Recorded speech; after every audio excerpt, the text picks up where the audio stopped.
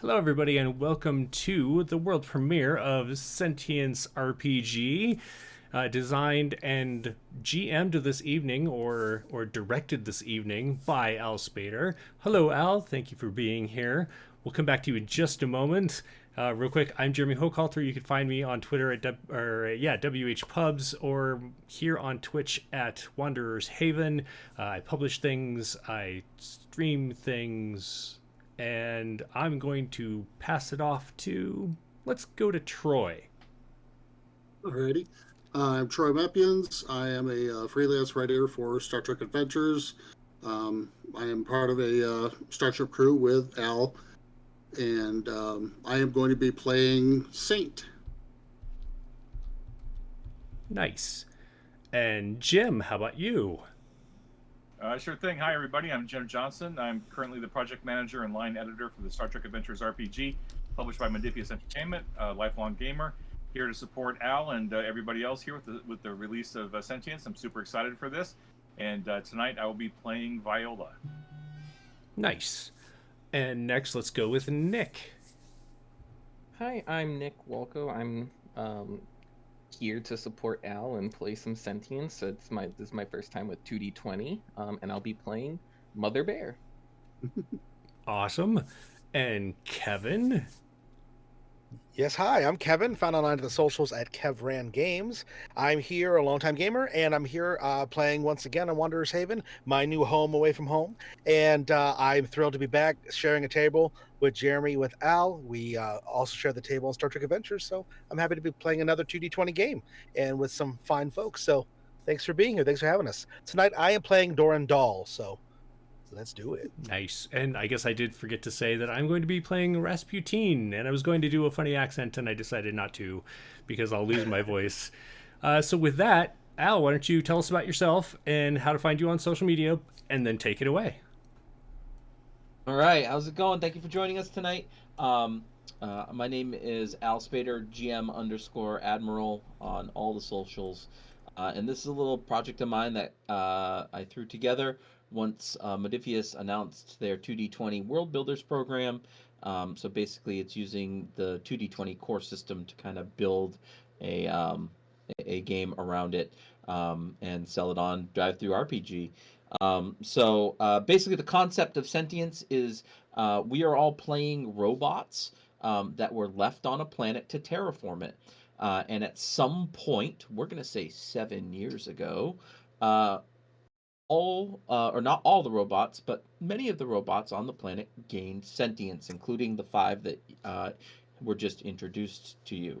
Now, the whole idea of the Sentience game is learning how to deal with emotions and use emotions to help monitor your core programming, or maybe to help embrace or embellish your core programming, or maybe to challenge your core programming. So you'll see a lot of us talking about what emotions are driving you today, and so on and so forth.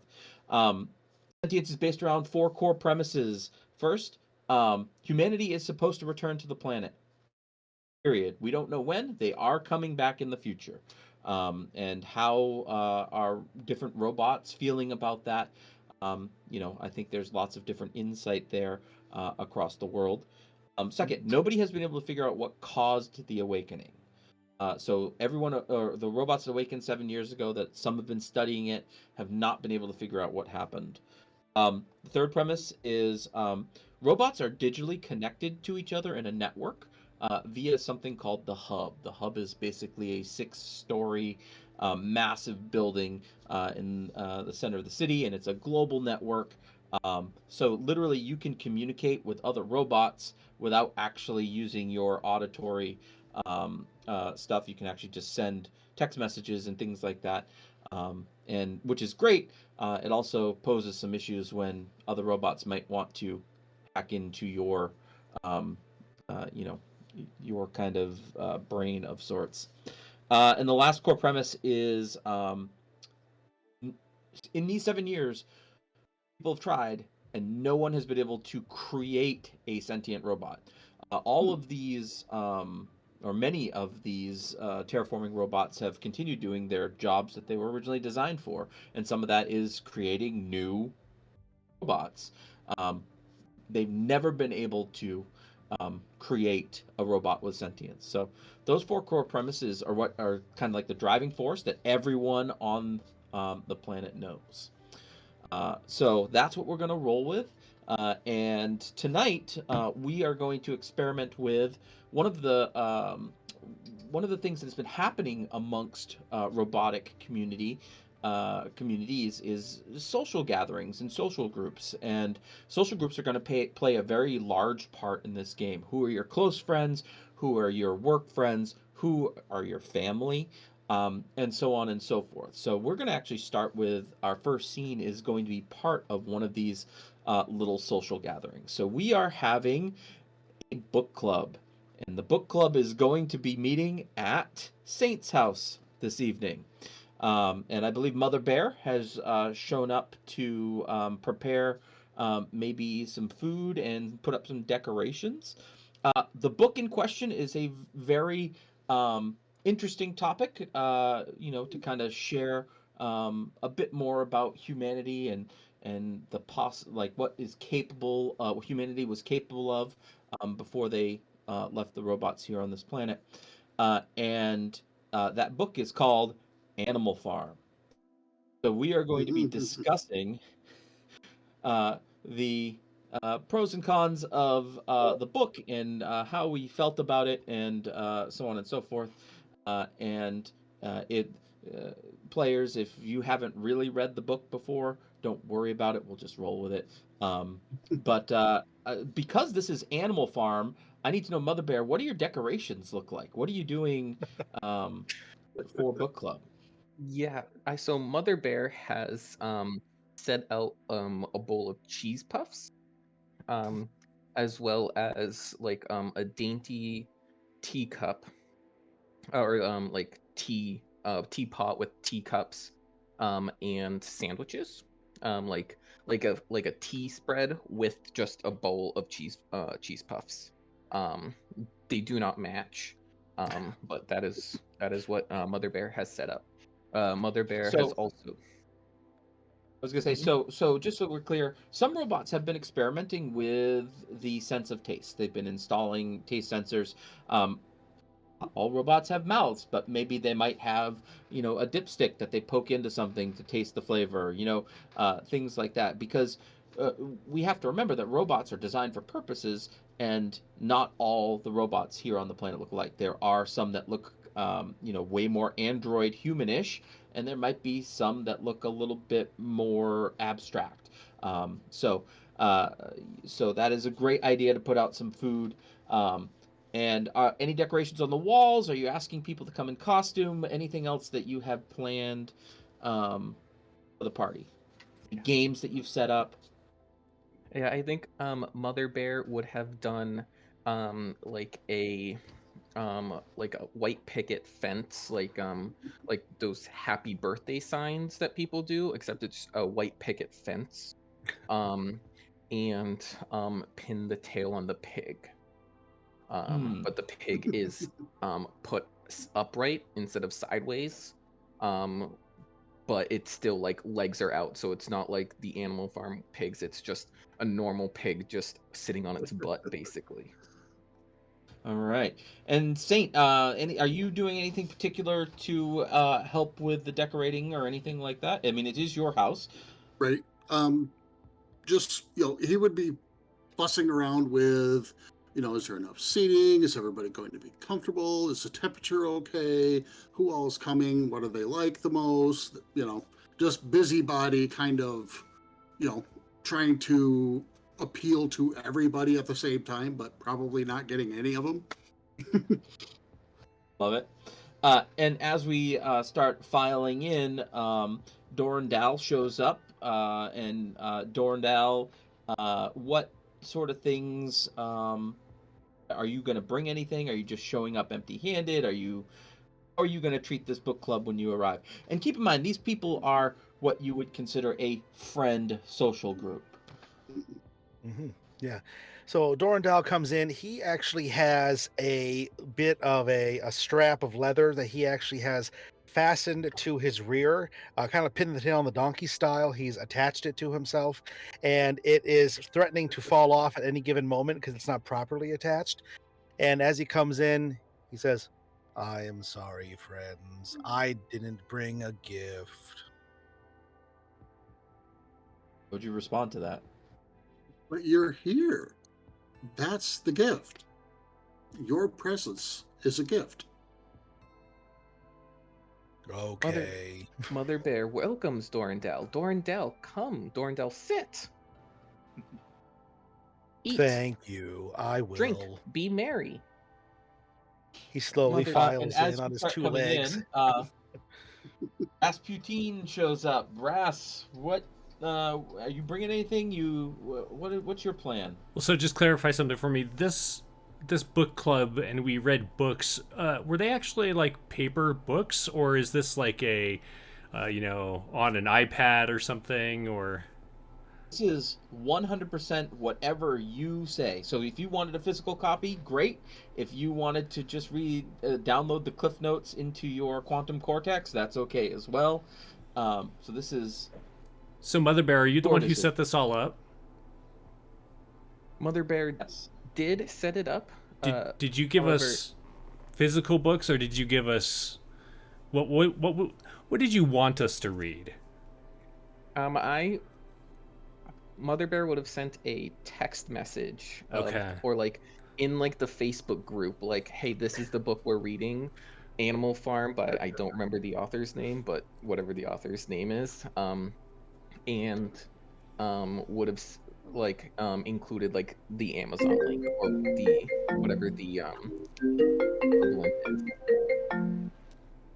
is. And being like, here, you can get it here. Most likely it would have been just more of like the link to the free, like, just download Animal Farm from the hub link. Okay. But if you wanted to print it, that would have been your prerogative. Okay.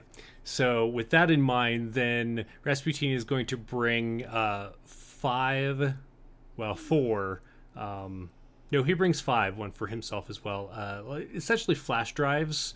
And they are fairly large ones. We'll say about 32 gigabytes.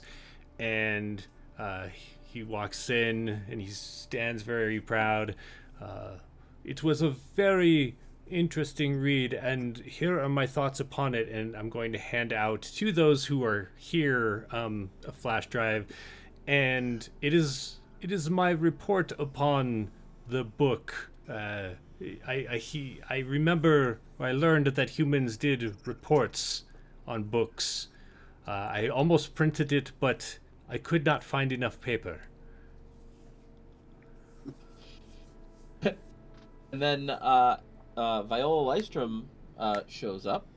Viola, how are you going to interact with this situation as you arrive to the house? Yeah, so Viola is built low to the ground, right, and she's on treads, right. She's rolling into the house. She's gotten herself done up as a pig. So she's got she managed to fashion a pig nose to the front of her assembly, and she's got like little ears built onto it, and she's redone her paint scheme into kind of like a pink kind of grayish pinkish kind of deal, kind of looking like what she thinks a pig might have looked like. She probably found some historical records of pigs. And for her external speaker systems, she's got like ambient barn noise going on. So you had like roosters and you just whatever barn noise you might hear from what she thinks what would have been a historical barn. In fact, for people who are listening closely, like none of the other robots would probably know this, but she probably found an old audio track from a movie that had something to do with a barn or a farm. Maybe even like Wizard of Oz or something, and it's just playing that on a loop, right? So it's barn noise on a loop, and she's got that in the background. So she's rolling up, and she has she's dragging behind her a probably like a vacuum form box or something full of barn trinkets that she found in her job as a recycler and a scrap recoverer.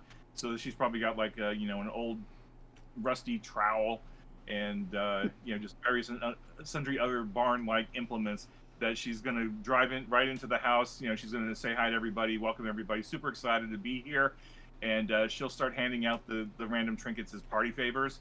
And if anybody doesn't take them, she'll just kind of like find places in the house to display them to make them appropriate. Oh. She's probably been here a number of times. I mean, they're friends. It's all good. So she feels immediately at home, and is just starting to if people aren't grabbing the stuff, she'll just take it upon herself to start decorating as appropriate. Oh, thank you, Viola. I don't know what to do with this, but here, this is for you. Oh, thank you. Well, that's okay. I'll take everything back after the end of the night, but I'm super excited to be here. Hope we all get into the barn experience. I want to apologize to everyone because I had to delete part of my book report because it was too large to fit on the drives. They were the largest that I could find at the time. Dorandal actually approaches Rasputin. I am a bit confused.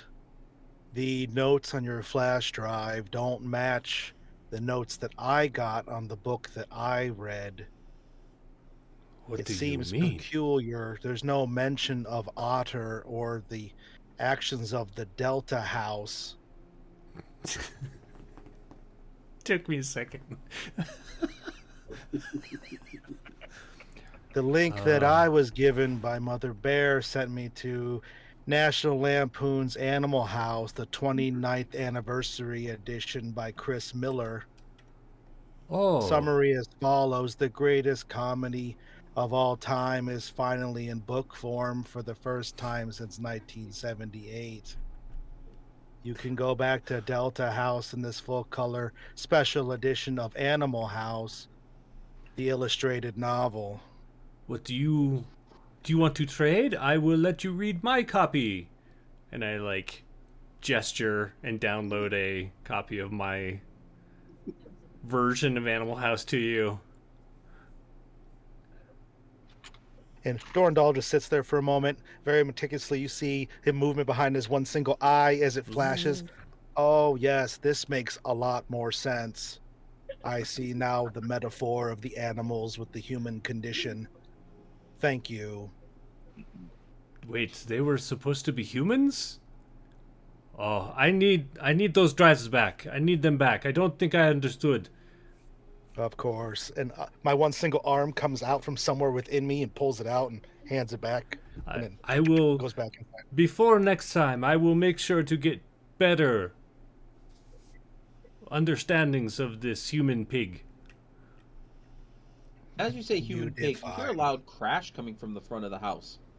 And if we hop into the roll 20, you'll see that there's a pretty basic house. Now, the homes that we are living in are very 50s style suburbia. And a lot of robots have started trying to build houses similar to like what humans had. The difference being like in a bedroom, they have a charging station instead of a bed and things like that. So this is a typical one-story home or with a basement. And you guys are all kind of sitting around the dining room. Maybe Viola's kind of rolling around, putting stuff up on the walls and whatnot. And as you look up here towards the living room, where this couch is, you've noticed these 3 windows have been smashed in. And as you are looking at them, or looking in that direction, you see there is a robot there, and it is kind of like smashing stuff. This robot... this robot, you would recognize is called a Judgernaut. The Judgernaut is basically a security robot that many homes have installed, and as well as like all like the major factories and things like that use Juggernauts as safety guards, and so on and so forth. And this thing is, you would know that for the most part, Juggernauts are not sentient at all. they perform a function, which is defend the house. And in this case, this thing does not look like it's defending anything. It looks like it's just going haywire in the front room of your house. Yeah, I think Mother Bear's gonna rush forward first and say, Friend Judgernaut, what are you doing? This is You're gonna move this up is here Saint's towards house. the end of the dining room. Mhm. And so the Judgernaut doesn't seem to react immediately to what you're saying. Like you're not sure what its sense mechanisms are doing at this time. After a moment or two, it does kind of turn and look at you, and it raises an arm that has like a pretty nasty looking, looks like maybe a beam weapon built into it. I'm thinking that Saint would be, moving in that direction. Definitely, this is his home. He's also, skilled being an administrator, diplomacy, that kind of thing. So he's going to just, please, whatever the problem is, stand down. We can come to understand what is happening with your programming and how we can make it better. And as you do that, it kind of like starts spinning in place, and a beam of energy like shoots across the ceiling, and like your ceiling starts to collapse a little bit. Would anybody else like to do anything? This is supposed to be a party, and now I need to repair that. Not cool! And I start surging forward, running towards him. I just surge across the room, and my claw comes out. I'm going to try to attack him, just try to barrel right into him. Do you want to That like escalated quickly. try to damage him, try to grapple it? What would you I'm going like to try to to do? grapple him right in the chest, just grab a hold of him with my one arm. My crushing claw. So yeah, this thing it's tiny, so it's about your size. So making a melee attack action is typically a surviving type task. And you sounded like you were kind of angry as you ran up to him. Yeah. Surviving's not great for me, but that's okay. So my anger is a 9, and my surviving is a 1, so that's a combined of 10, I assume is what I have to roll below. That is correct. And because this is like you're trying to grapple him, it's a melee kind of thing. It is opposed. Okay. So I'm not going to spend any threat on this at all. So I'm just going to roll 2d20. You don't have any momentum yet to buy any other dice, so it's going to be 2d20 for you. You could add threat to try to grapple me better. Yeah, I want to go ahead and add the threat right in the beginning, because I feel like I'm instigating this and really escalating this, and this is going to be good for everybody. So I think I'm going to definitely add a threat. Does this oh no, I'm sorry, never mind. I was going to ask something about my operating protocol, but that is one of my other skill type things, so never mind. I see now. All right, so roll me 3d20, and I will roll 2d20, and we'll see what happens. Oh boy. An auspicious beginning. A 7, an 18, and a 19, so that is going to be a 1 success.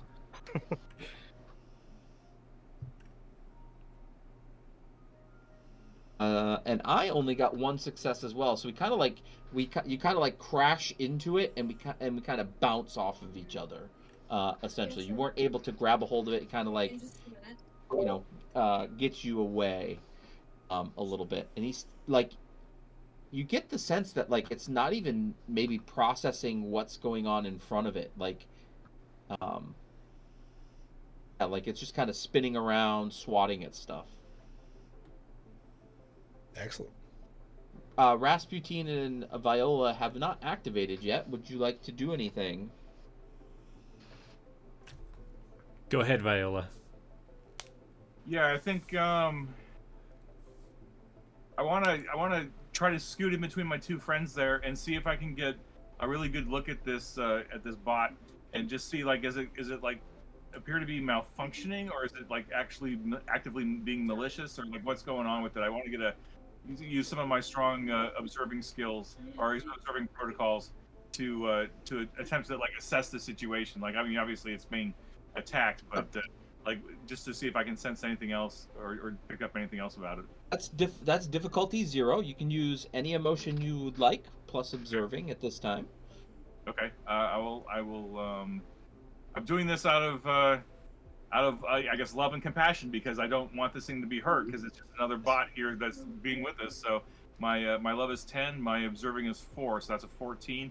I'm gonna roll 2d20 here. So let me see if I get this command correct. Roll 2d20, and we don't have any momentum or anything, and so it's just gonna be straight up rolled there. So I rolled it's like a 14 and a 4. So I guess that's one success. And do you have any programs that might make that 4 a crit? No.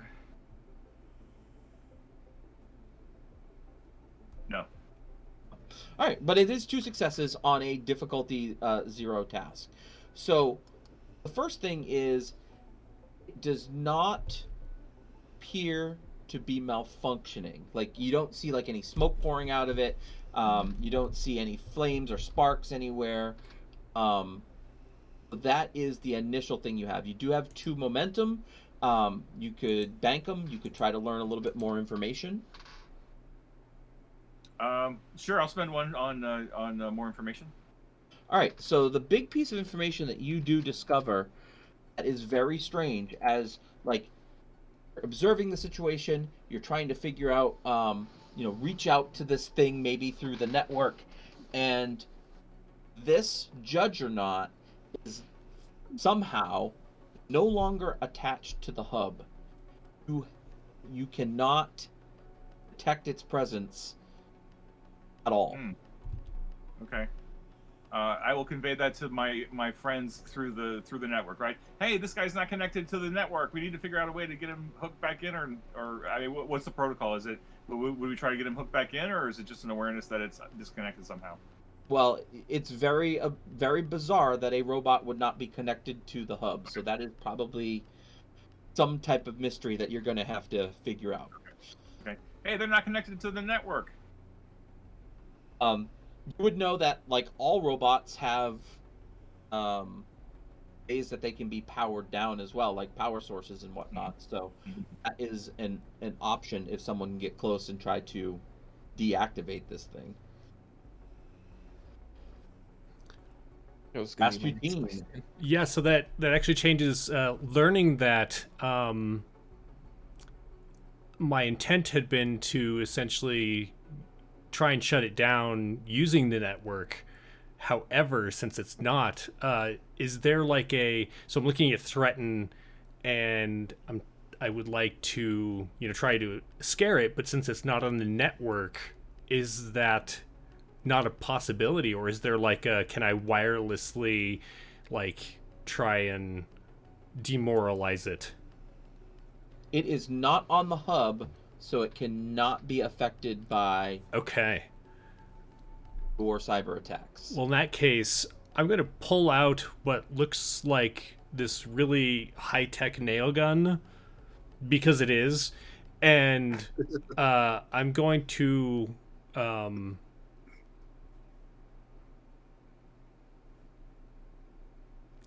I just want to try and like shoot its leg to pin it to the ground so that it stays. Actually, no. I want to take out that laser. Is it possible to like try and damage a specific part of something? Well, yeah, I'll let you do it. It'll be +1 difficulty to hit, and range attacks start at difficulty 2 to hit. Okay.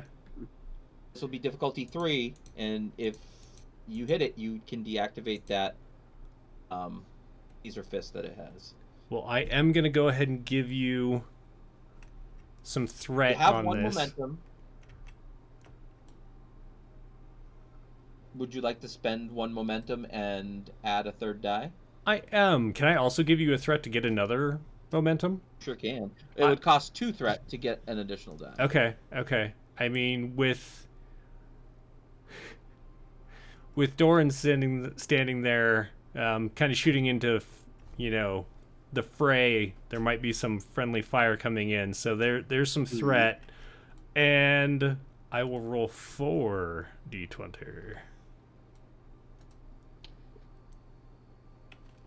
And what was I rolling against? Sorry. So you use an emotion plus operating. You're operating your weapon.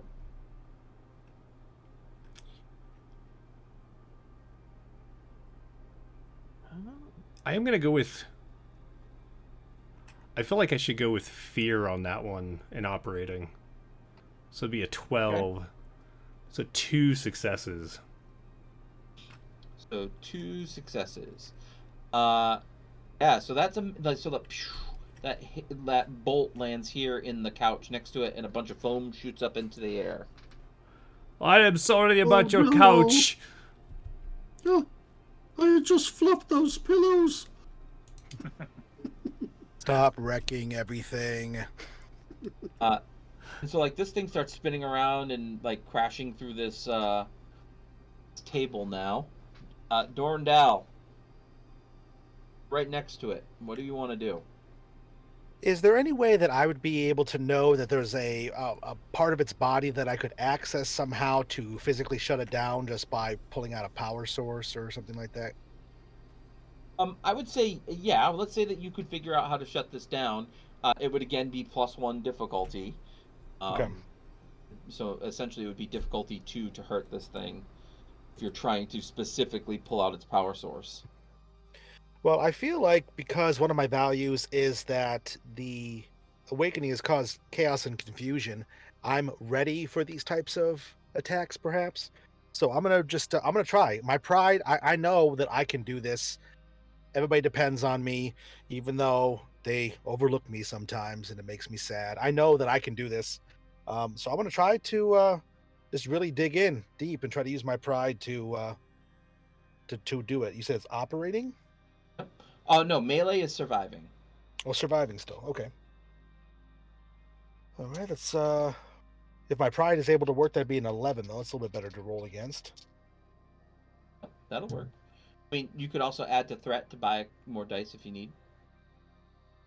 Okay. Oh, you know what? Let me roll it in here. I was rolling physical dice, but I'll roll it in the roller with everybody else. Want to buy any dice with threat? No, I don't think this time I will. It's difficulty 2. A difficulty 2 that I probably should have, but that's right. I just rolled. A 14 and a 6, so that's gonna be just 1.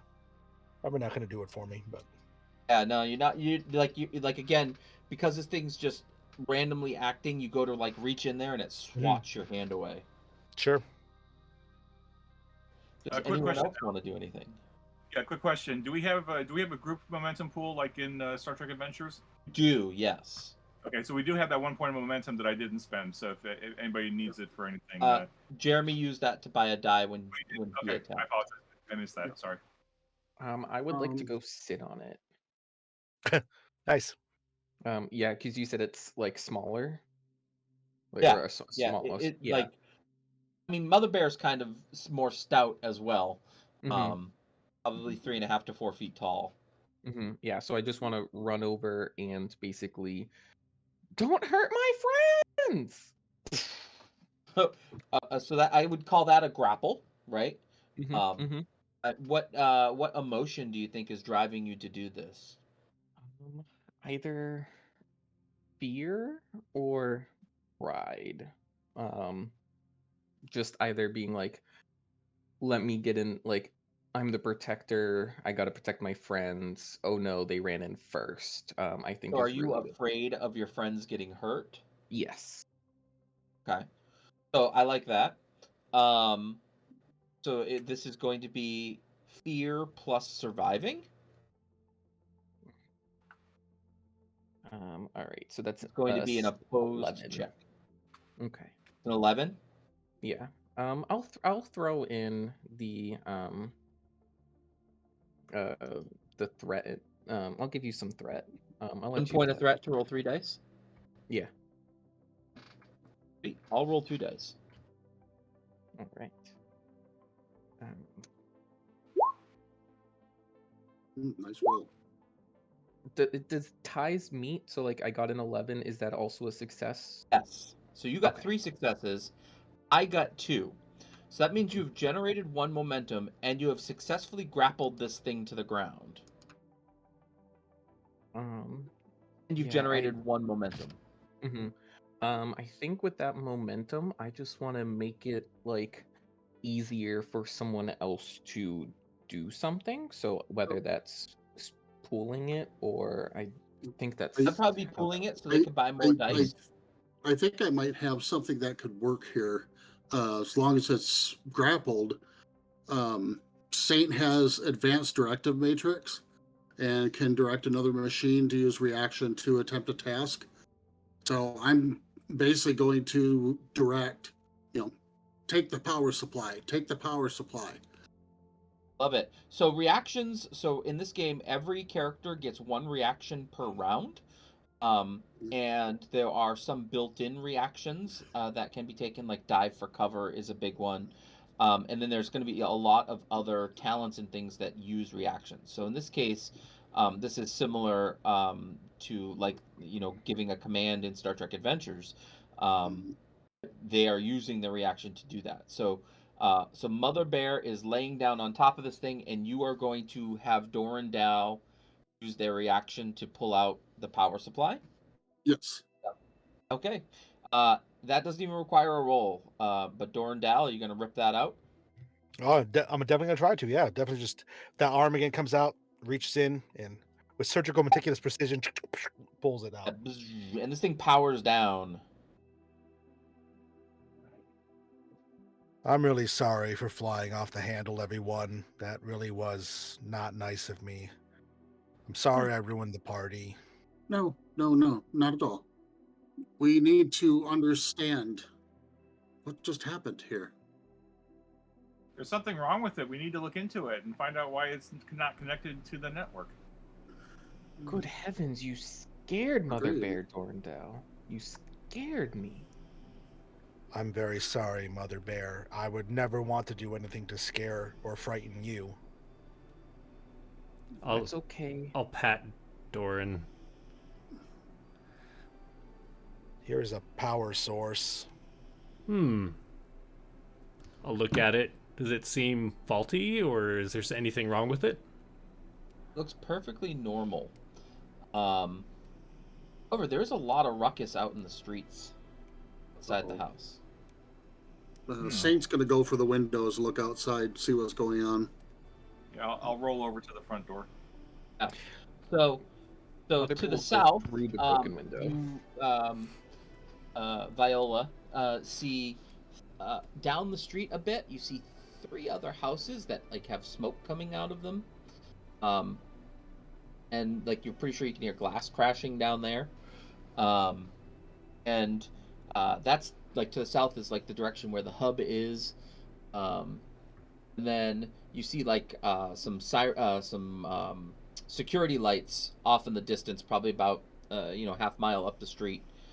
And then Saint, as you look to the north, you notice like you can almost follow a trail of houses that have been damaged in similar ways to what just happened to your house. How odd. It's almost as if something went through town and just attacked house after house. How much is broken? What do I need to fix? No, I don't think the breaking is done quite yet, sadly. Well, You would say, as you look up and down the street, you probably can see at least 7 houses that were damaged. But to the north, you do see, like, up to the north, there's a little cul-de-sac up there at the end of the neighborhood. But the cul-de-sac, things, like, I don't see any smoke coming from up in that direction at all. this And is does the damage seem to be moving that direction, though? Hard to tell. You would see that there's no like it's not like a wave of destruction, right? It's like this happened, and then that end of the road doesn't seem to be affected at all. A couple of blocks up. Is this Judgernaut? Is this Saint's Judgernaut, or is it someone else's? No, it is not Saints Judgnaut. That's a good question. Can I see whose it is? Like, does it have like a little sticker of like It what house it belongs to, or? Dog it's tags. Saints next door neighbors.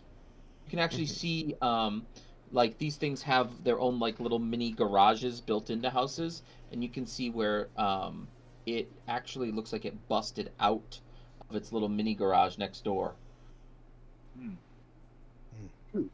Is there a receiver on the robot that would normally connect it to the hub? Yes, Okay, can I check to see if that's damaged in any way? sure. You could do an observing task if you're just trying to look at it externally. If you want to Okay. try to remotely access it, it would be an analyzing task.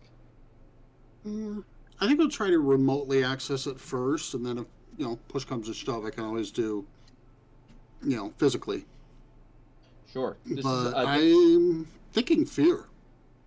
difficulty You know. 1 task to go in there and as a transceiver.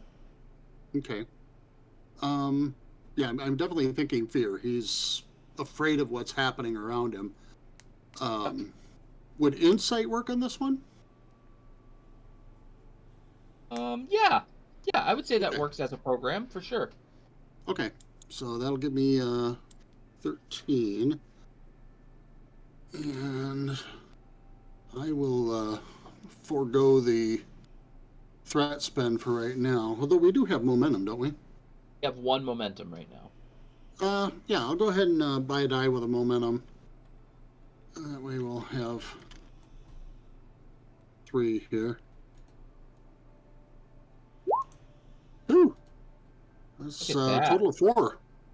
Nice. So that's 3 momentum to put in the bank, or maybe ask more questions with.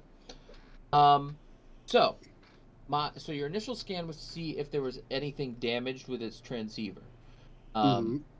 The answer to that is no, it is perfectly intact. In fact, everything you look at with this robot is perfectly intact, which is interesting. Would you like to spend to learn some more information? Yes, definitely. Okay. We're going to bank 2, and I'm going to give you the next bit of information, which might be important. Okay. As you are analyzing this transceiver or this receiver, you notice that like this thing's cortex was accessed by a code moments before the timestamp, moments before windows were busted in. Hmm. You Well, have pretty good intuition. Your insight allows you to figure out that this code probably disconnected Judgnaut from the hub. Okay, and basically caused it to lash out confusion. I mean, yeah, it didn't have the luxury of emotions. Mm-hmm. You know what I mean, to manage those type of things. How sad, but that tells me somebody did this. But why? Why would you disconnect some poor robot from the hub? Can you track where the code came from? I will try. Is there a way for me to assist in that? Yeah, you guys can do. This is going to be difficulty 3. Again, it is, and this would have to be an analyzing task because you've got to pour through the data of where these commands came from. Yes, Rasputin can assist. Okay. So analyzing. I'm thinking love for this one. Doesn't matter. Both of them are 10, but now he's starting to feel compassion. He's like, this shouldn't have happened to, whether he's sentient or not is irrelevant. It happened to one of our fellows. So I will go ahead and use one of the momentum. That'll leave us with 1. And And I'll you go also insight have again. Rasputin's assist as well. Mm-hmm.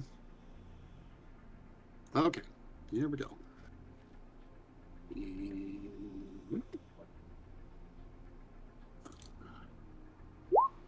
Oh, there we go. What's your That's, target? 3. All right. Rasputin, what emotion are you going to use with your analyzing here? You know, I feel like I'm going pride because I'm quite confident in my skills to determine what's wrong here. And so I go from this like fear of what's wrong with this thing, and I kind of go into this analytical, more colder mode. So I'll go pride and what did you say the other one was? Operating? We're going to go analyzing. Analyzing. You're pouring through a lot of data. Okay.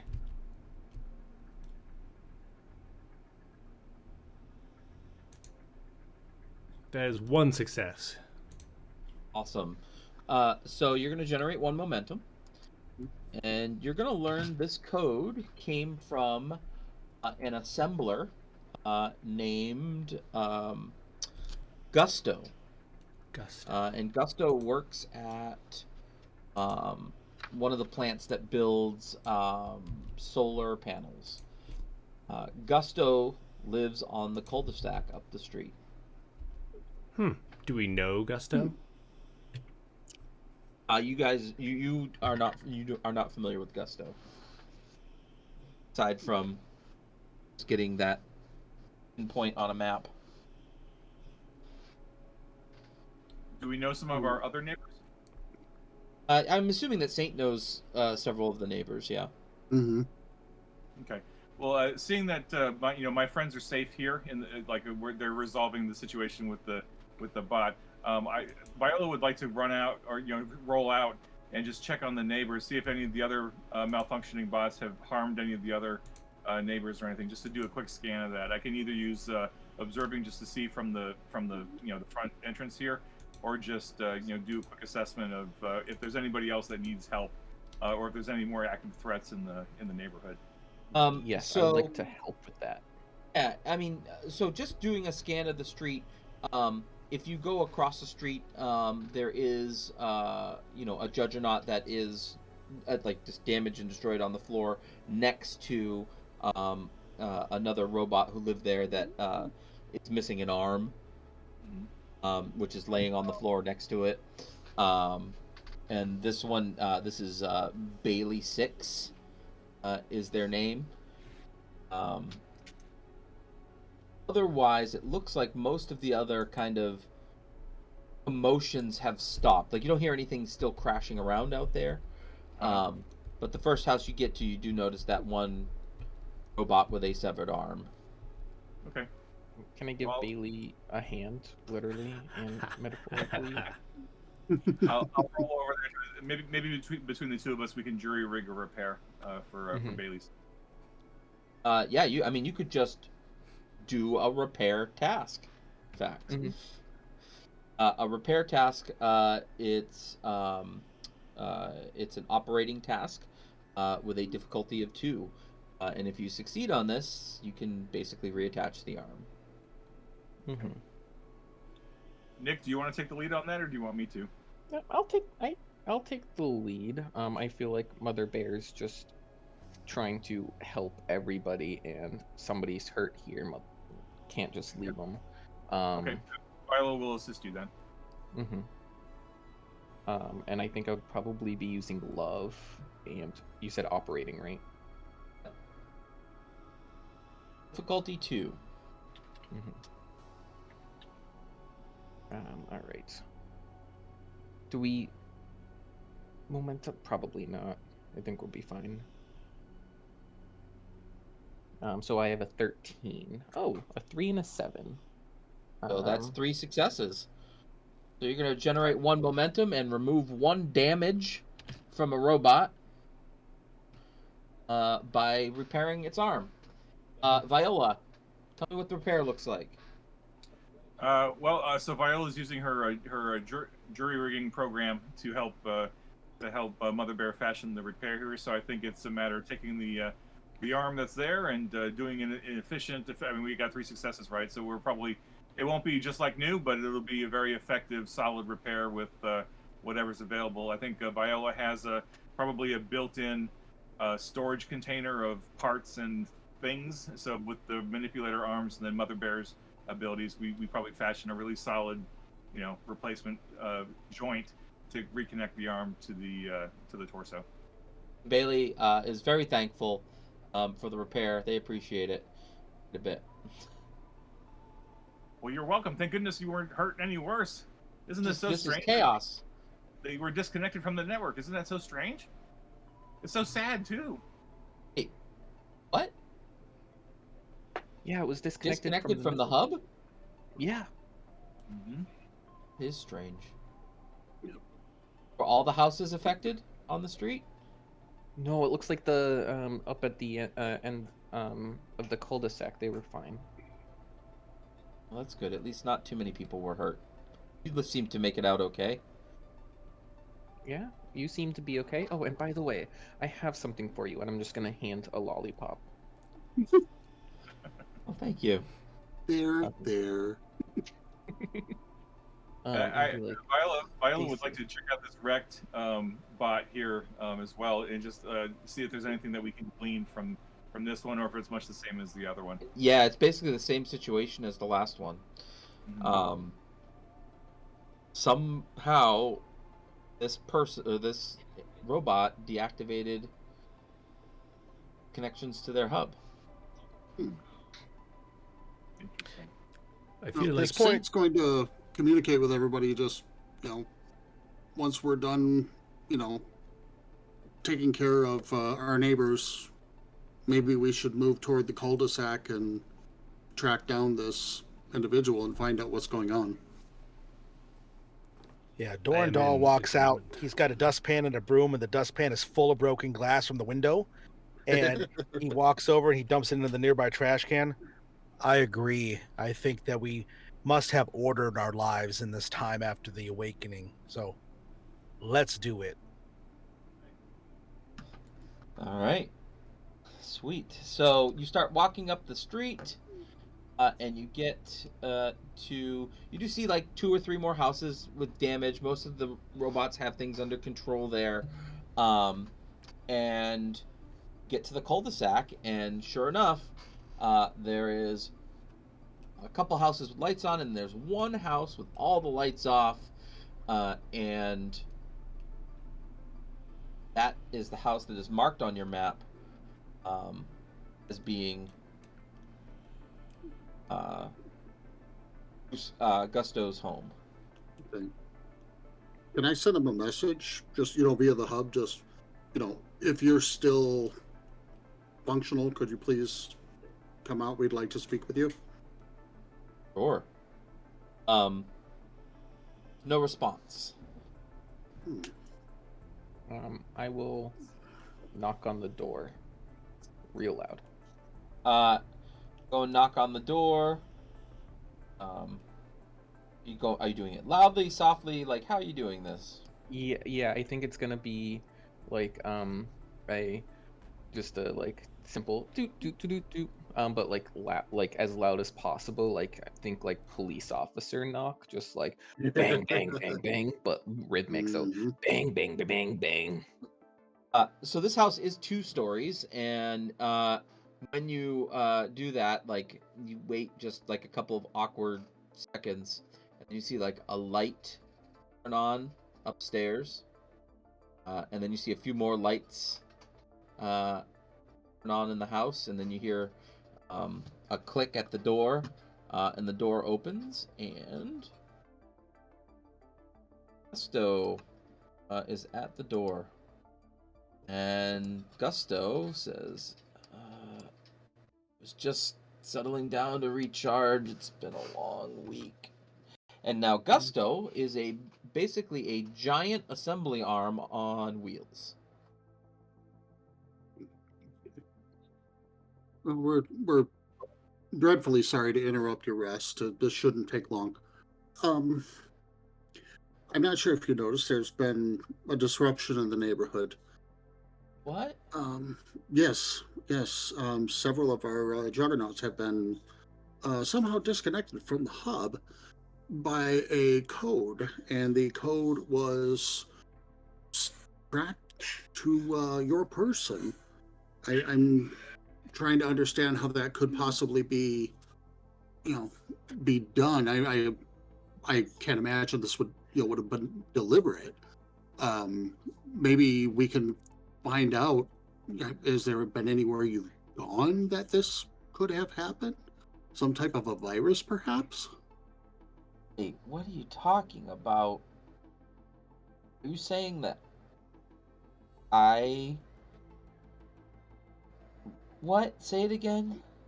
And he will basically cut and paste the part of the code that identifies where it came from, and just show it and say, "This is what we found." Um, okay, well, did go to a weird gathering this evening. I mean, it might have something to do with that. Okay. What type of gathering? Why was it weird? Oh, a friend of mine was invited me to a party in the old lithium mine. It's been abandoned for a couple years.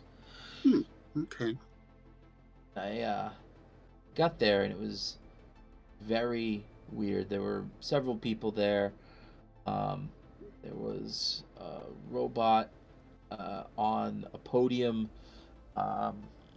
She was talking about how like need to be ready to accept humanity with open arms once they return. And she said she had proof that humanity was returning. And I looked at it, and it was just a box with flashing symbol lights on it. And it was very strange. There was some chanting going on, and so I decided to leave. Interesting. Who else was there with you? There was my buddy Phil that invited me, and then there were a couple of others.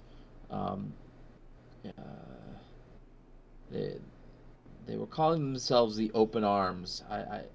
It was very strange, and I don't know if that has something to do with it or not. I don't know. Can you describe this box? Yeah, I mean it was a metal cube that had some flashing lights. One had like an old screen on it. Yeah, it was hard to look away from once I started looking at it, but yeah, Like a yeah. television? What's that? Was there something on the screen? Was it like a television? The screen was very much like an old television set, but the lights were coming off the sides of the box. The screen was on top. Does this sound familiar to me at all? No, this is very Okay. out there. I mean, the idea of factions wanting to help humanity come back is not absurd at all.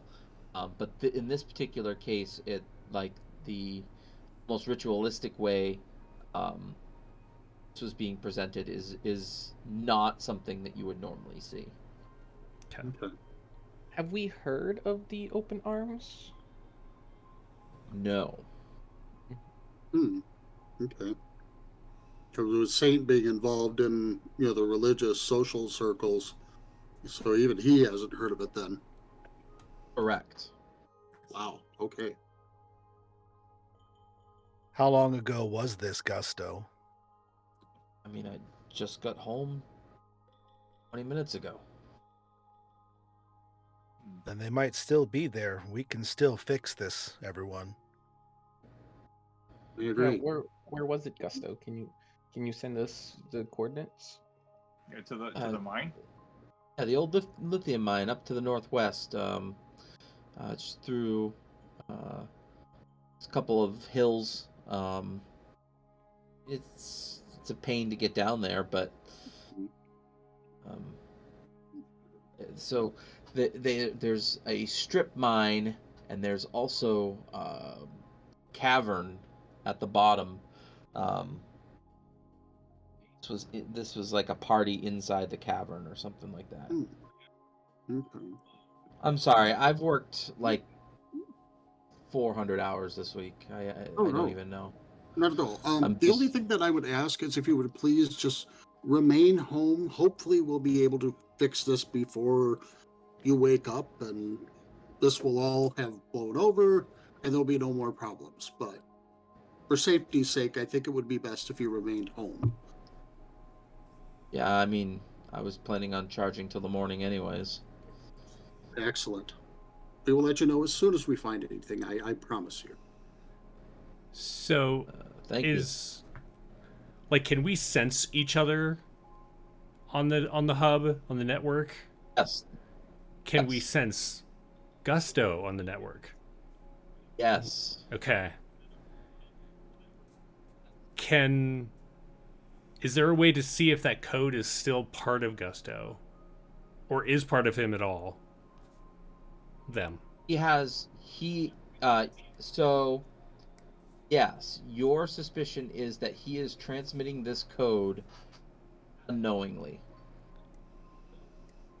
Perhaps we should fix Gusto before we go.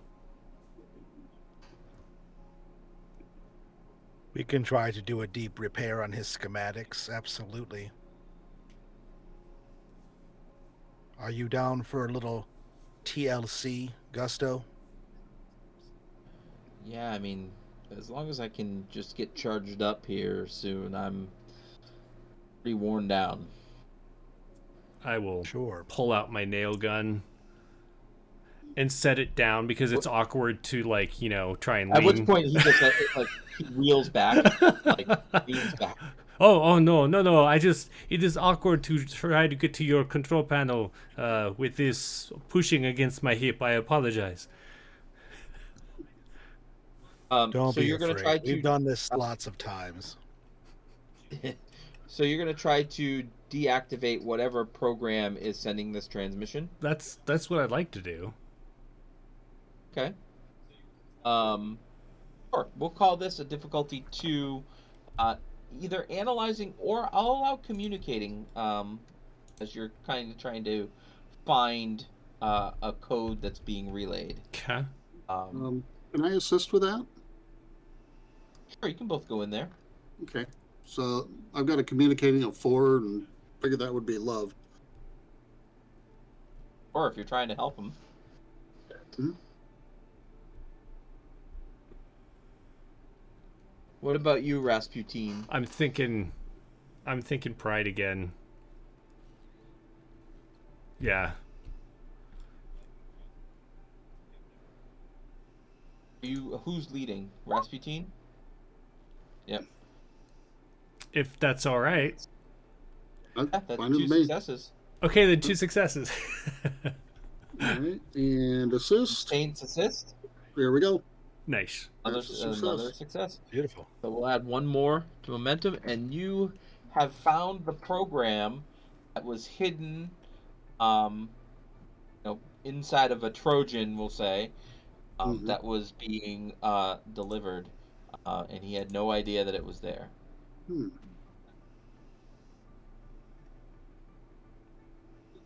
Rest now, friend. It's all right. He goes inside, closes the door, you hear a hitch, and then he kind of lights start slowly going out as he goes back up the stairs. Question. Through the hub, can we see like where everybody else is? Like is it like a little like mini map where you can be like, yes, there's somebody in this house, or there's 5 somebodies in this house. If you are specifically looking for them. Like if I'm specifically looking for one person, or just like signals, because like I wanted to see if there would be a way for us to like on our way to the mine, if we can look to see if there's anything coming from the mine. Like if there's any robots connected, or anybody from at the mine connected to the hub. If it's doable. So yeah, I think that you could probably do some type of scan like that.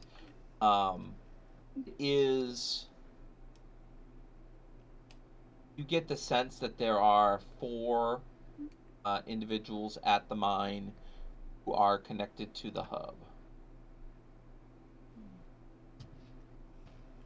But who knows how many may not be connected to the hub there. I'm wondering, should we message them?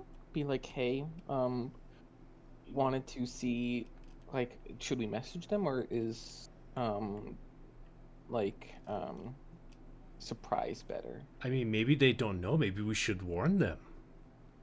Well, the only thing that worries me is if this were indeed a Trojan, a virus of some sort, then it had to have been deliberately given. I can't imagine that it would have been just, this is too much for just a series of coincidental accidents.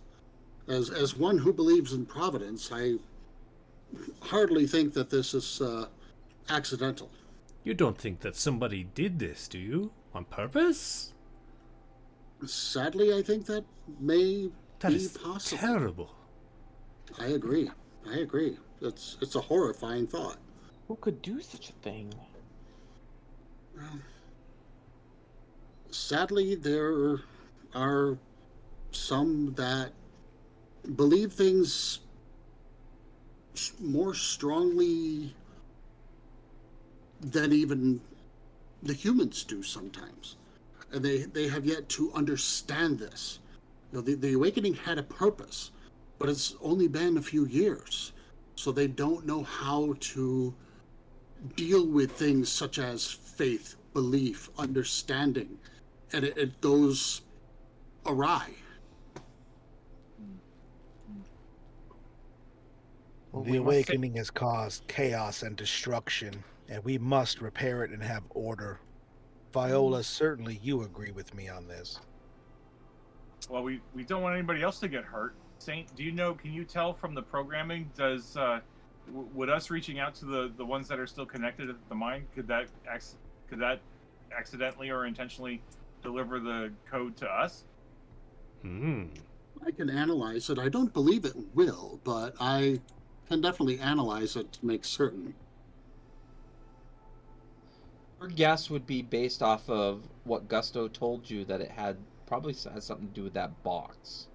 The box. Okay. So it'd be dormant right now then. It wouldn't be transmitted with anything that we sent. I mean, I struggle to imagine why anybody would do this maliciously, but if the ones who did it maliciously are at the mine, we don't want to advertise that we're coming. We would want to go and try to investigate it before we reach out, I would think. Yes, this makes sense. Or even if they're somehow infected like our friend was, they may cause even more damage if they become frightened that we're coming. This is exactly like the raid scene in Animal House. We certainly must go with guile and precision. We do not want to have our presence known. We may also fall off of the ladder that way. Sounds I like need incredible to. prose. I'm going to have to read that someday. Yes. I think that should be Animal House should be our second book of book club. I think I it would agree. make a better Absolutely. movie. There definitely was moments in the book that seemed to have that sort of flair, but I digress. Oh, we could do a movie club. Oh, that is such a great idea, Dorndale. Okay, guys, so I'm thinking. And yeah. Viola, don't you have a program that is about movies? Yes, I do. All about them. In fact, I could. I mean, I could pull up some sound clips of Animal House just playing in from the farm. John Buller's food fight. The song, the Animal House song, the theme song that was playing at the movie. I don't remember it. So, what would you like to do next? Well, I would like to listen to this song while we walk to the mine. Would it be faster to drive or fly? Oh, Like, do we have vehicles? do we can have use those? that would be faster? Ooh. I don't know. So probably, there is a road that goes out there. So we'll say if you want to take the road in, you could probably find some type of vehicle that is also awakened robot to bring you. Call an Uber or something like that. Everyone hop into UberBot 3000 and let's go. Great. Well, You while we mentioned- sit and watch Animal House. Now, You mentioned that the houses have kind of a 50s vibe. Do the vehicles and such have a 50s vibe too? Are we talking this? yeah, we'll is say this that everything has a 50s vibe right now. I like that. Nice. I love that. So this is kind of not post-apocalyptic Fallout kind of a feel. So no, so like yeah, I think that's like kind of the aura that I was thinking we could use. And Okay. just so you know, the setting doesn't tell you what the world looks like. Okay. Setting, I give the director and the players a chance to build. So if you want it to be cyberpunk, it can be cyberpunk. If you want it to look steampunk, you can make it look steampunk. So I just had this really fun image when I was writing it of a robot mowing the lawn with a push mower, waving to their neighbor who's pruning the hedges. You know what I Yes. mean? And their houses look almost exactly the same. So, Yeah. Nice. so I think that in that regard, it's kind of like a toolkit. Make it what you want it to be. Sure. Love it. Regardless of how we get to the mine, we'll say that, like I said, you can find a robot to drive you there. Now, so there's one road into the mine. There are other ways you could get to the mine by climbing over a hill or something like that if you'd like. So I guess as you are going that direction, you can get kind of like aerial pictures of what the mine looks like, and so on and so forth. It is like it has been a strip mine all the way down to there's actually still some stagnant flushing fields and things like that. And so I've pulled that up on Roll20 for you to have a look at. Have you? And there is a single road that kind of rims this all the way down. And down here, we'll say that this dark spot down here is actually like carved into some bedrock. And that is likely where Gusto said he went for his party.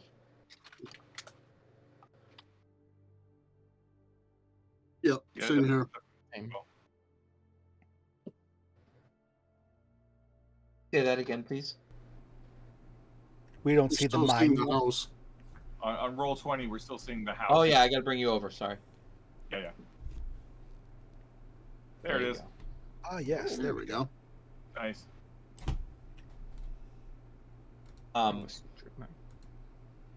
So yeah, so there's a road that circles this kind of crater going down.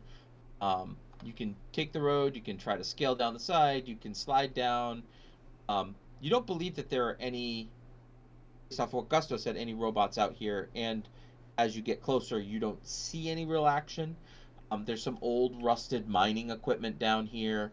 I put a picture down here of a like a bucket wheel excavator, which probably helped to carve some of this. There's probably an old rusty shell of one of those down here in the bottom, and so on. So, Are those 4 signals we saw still there? yes, like you get the sense that they are underground somewhere.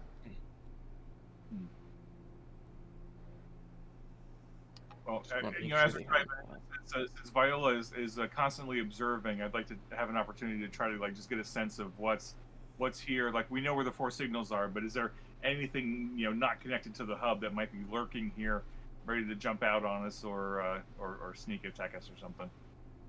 Yeah, give me an emotion plus observing task. We'll call it difficulty 0. Okay, well she's nervous, so I'd say that would be fear. So fear plus observing is it would be a total of 12. And do we have any momentum? It looks like we have 4 momentum. Ooh. All right, I'll spend one of those. And it looks like I got 2 successes. And do you have complications in this? Oh yeah, we do. Cool. So 2 I successes. like that enthusiasm. So, so as you are coming in, and you're at the rim of this mine,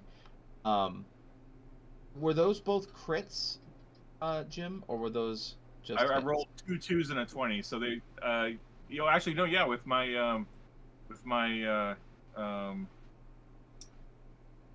actually no, I don't have a program that that's relevant, so they weren't crits. They were just both Right, under. so, but it's 2 momentum. So the first thing you notice as you are looking around, being a recycling robot, you do a lot of these, these menial tasks, and you're familiar with construction and whatnot. You would know that this bucket wheel excavator may have at one time been like an active robot. Active? You mean it was sentient at one point? No, like when this was being built, when this mine was being stripped, this was likely a robot, and not just a machine. Like like I guess what's the difference really? But you would guess that this thing, even though it doesn't look like it works anymore, probably at one time was an active robot. Oh, interesting. Okay, well, I'll convey that to my friends. And this thing's like 40 feet tall, probably 70 feet long, is massive. And so, are you saying then that it's no longer functional, or is it? Oh, do you have 2 momentum? Would you like to try to learn some more information? Absolutely. Yeah, I'll spend 1 or more. So, yes, I'll give you this for 1 momentum. You see lights flashing in like the cockpit of this thing. Yeah. But you also don't sense it anywhere on the network. Hmm. Oh. Yeah. And from what we know about them, could it have been sentient at one point? Maybe. Or there could be someone up there. Or it could still be operational. Like one of those things, right? Is it night times or dark? Is it what? Is it dark? Yeah, it's evening time. Yeah. I will flash like a flashlight and like wave at the cockpit. Just be like, "Hi, Nothing friend." happens. And I will also both like send it, but also shout it with speakers. All right. Wait, weren't we supposed to be sneaky? And as you say, weren't we supposed to be sneaky? I'm going to use my complication. Okay. So the sand beneath you all starts letting go. Uh-oh. It starts a slight landslide. Oh, Whoa. With everybody going down. So before we deal with that, let's take a 10-minute break to use the bathroom, refill our waters and things like that. And then we'll come back and deal with this landslide. Awesome. Oh, yeah.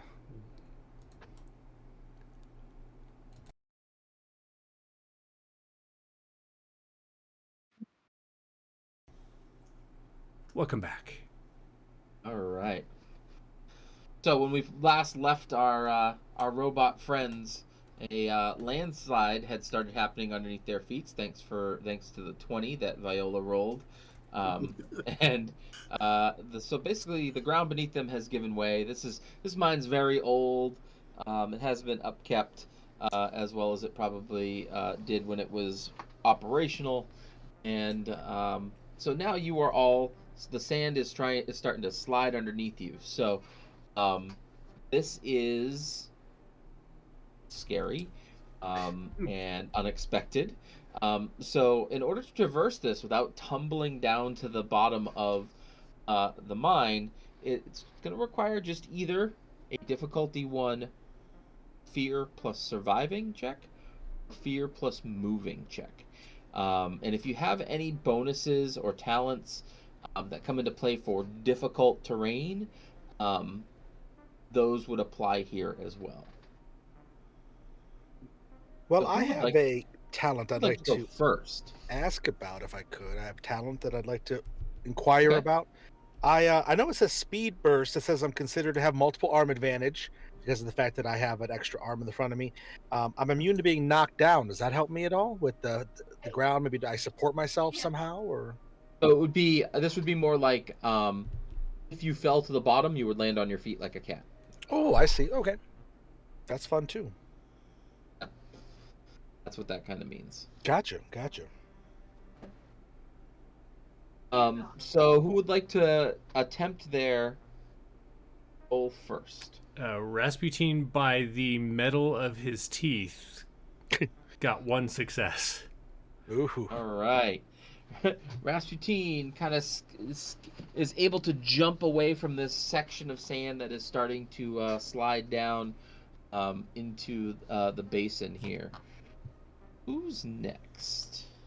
So I have a question for you. I have Viola has Dauntless as a special ability. Can I kind of make use of that to resist being threatened by the fall or threatened by the potential damage that I could incur by going down this rock slide?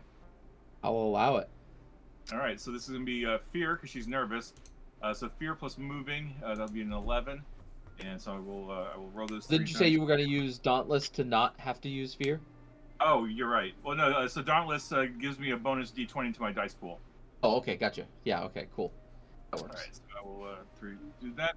And because she is kind of nervous, kind of scared, she has a subroutine built into her system where if she gets into a dangerous situation, the classic Wilhelm scream goes out over her speakers as she's going down the rocks. Ah! Let's see Oh, how I it was goes. I was picturing the R2D2 screen. So that would be looks like we've got 3 successes. Awesome. Wow, That's nice. 2 momentum right there. Beautiful. Would you like to spend that 2 momentum to create an advantage, or would you like to bank it? I think I want to bank it just to help my friends who still have to navigate the rock slide. Maybe that'll give them some help on the way down.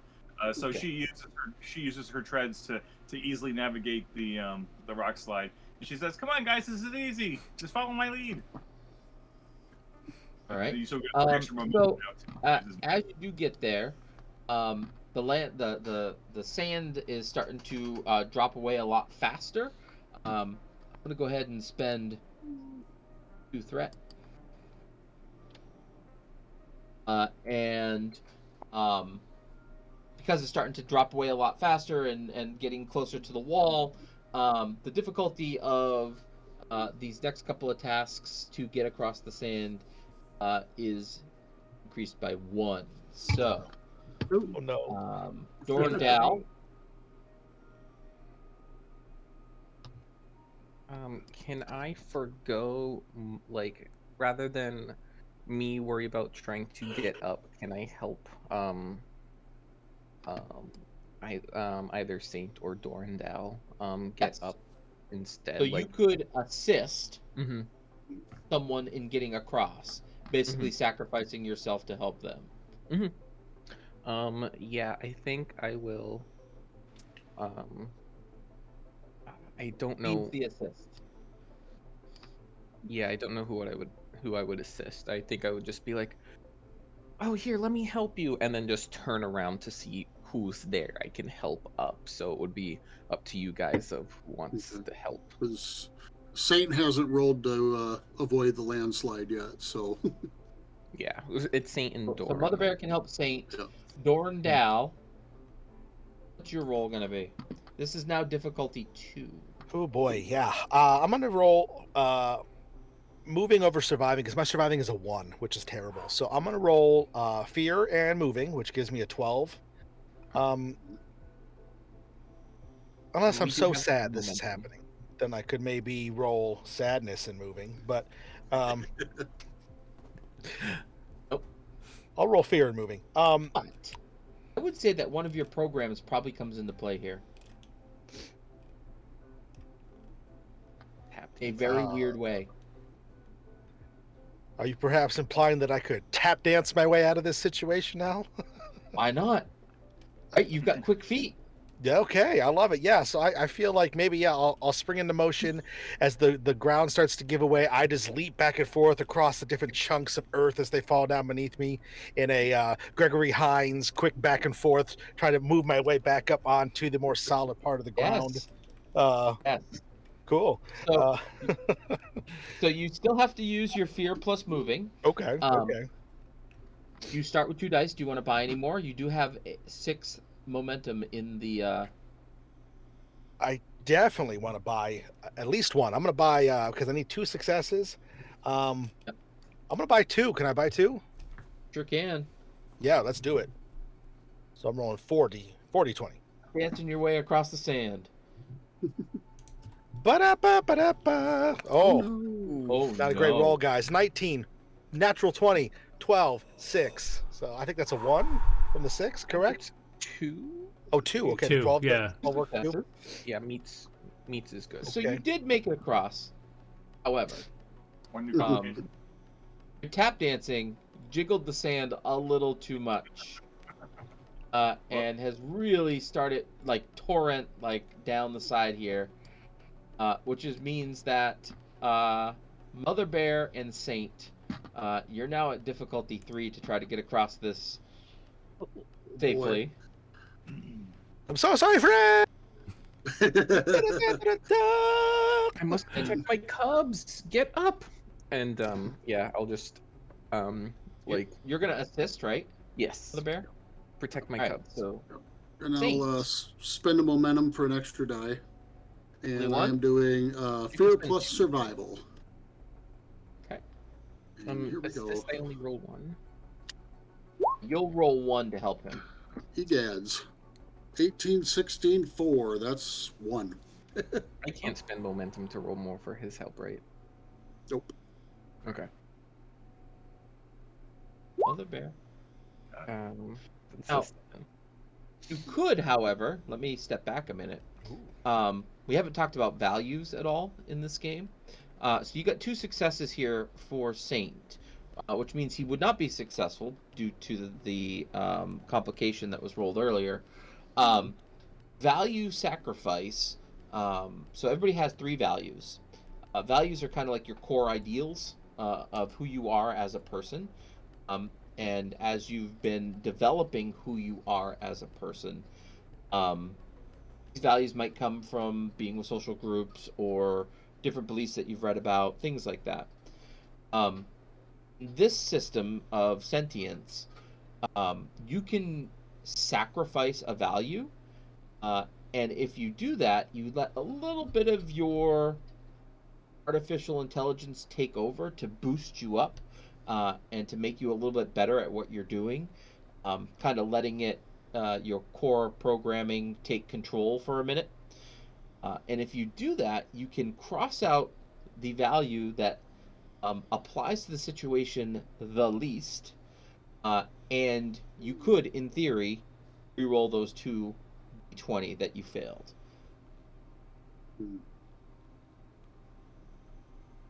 Value sacrifice also lets you take like additional actions. It lets you add a die to your pool that assumes to have rolled a 1. Okay. One of the things is you can reroll any dice in a pool.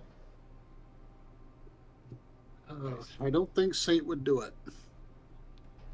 That's what I like to hear. So, Saint and Mother Bear are going to tumble down here to the bottom. So, let's see.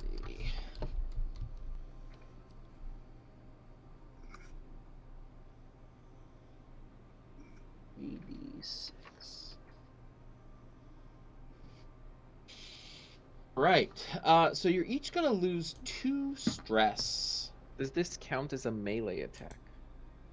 No, it is. I have a durable exoskeleton. You know what? I would say it still does apply to you, though. I guess because it's the environment. Let's say it applies to you. I'm just gonna jot this down. I'm not actually keeping track of anything on Roll20 tonight.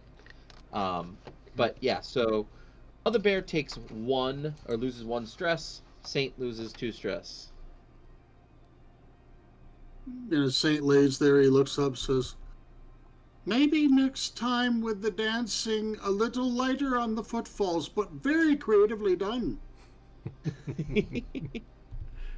I do a triple box step on the bottom of the canyon and then slide back up into a stopped position. I understand. And the kind of sand has slid down. You guys are down here. You can actually see the entrance into a cavern. There is definitely light coming from within there. Flickering LEDs, it looks like. And everyone else can come down and join you. Do you think we're still going to go in quietly? Do you think they heard that? I feel like they probably heard it. Okay. Or felt it. Guys, you can't think like that. Maybe they didn't. Who knows? I'm glad that you both made it down safely, or more or less intact. Is there anything I can do to help you? Oh, we took the faster route. I don't know what took you guys so long. It's true, I did just arrive, and you started after me. As you guys are having this conversation, Viola, notice that this bucket wheel starts to spin. Uh-oh. Hey, friends, something's going on over there. I will look. What is going on? So this bucket wheel excavator that is like 50 feet long, the arm has started to spin. In such a way that's threatening us? Like, can it reach us to attack or something? You see it starting to bend towards the ground. Oh, like I think that answers the question of whether we were hurt or not. Could be threatening. It could be perceived as threatening. I will flash the light in Morse code of like, hello, how are you? And then I will also wave again towards the bucket excavator. Hello, little friends. cub. Do you need help? Is there any way to see if this has been being controlled like by an external signal, or you did learn earlier on that this is not connected to the hub. Right. I didn't know if there was like some kind of a wireless, like a remote control kind of thing. Yeah, it's not a little RC excavator, right? No, you suspect that maybe the same thing that happened with the Juggernauts is happening to this thing. Ooh. And you did say that there was a cockpit with lights in it. There's no one up in it, right? The lights are part of itself. Okay. What if we just get inside? Yep. Inside it or inside the mine? If we go Doradal starts running in towards the mine opening. Right. Towards the mine. Yep. It might close the door behind us. Yeah, I'm going to start driving toward the cockpit, I think, if I can. Sure. Yeah, I will follow. We are splitting the party, Doran. You guys are going in. You guys are skirting around. Down. Some rocks fling up in the air at you. Let's see what happens here. Uh-oh.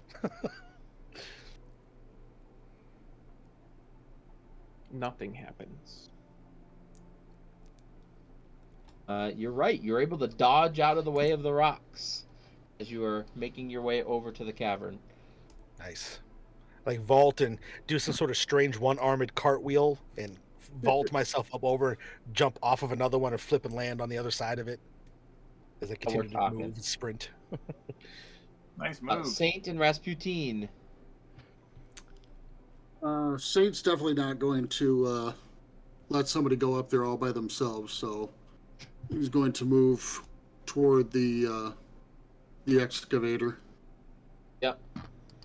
If nothing else, maybe he can distract it while somebody gets up to that cockpit. Rasputin. Rasputin began running after Dorndal and then realized others were running the other direction, and so is somewhere in between, still kind of following Doran, but kind of deciding who needs the help the most. All right. So Doran, you're gonna kind of try to drive up into this cockpit. No, Viola. You planning Viola, on driving up into the cockpit? If possible. If not, I'll just try to find another way to I'll help. say that there's a way that you can get up there. It probably looks pretty silly. I'm assuming that you left your wagon back at the house. Yeah, would have left that. Would have been a bit comfortable otherwise. So you climb up here, and there is an access panel here. Okay. So let's say that it took your turn to climb up there because it was a little bit challenging not having opposable thumbs. Sure. And Rasputin, you get another bucket. You get a bucket of rocks flung at you. Ah!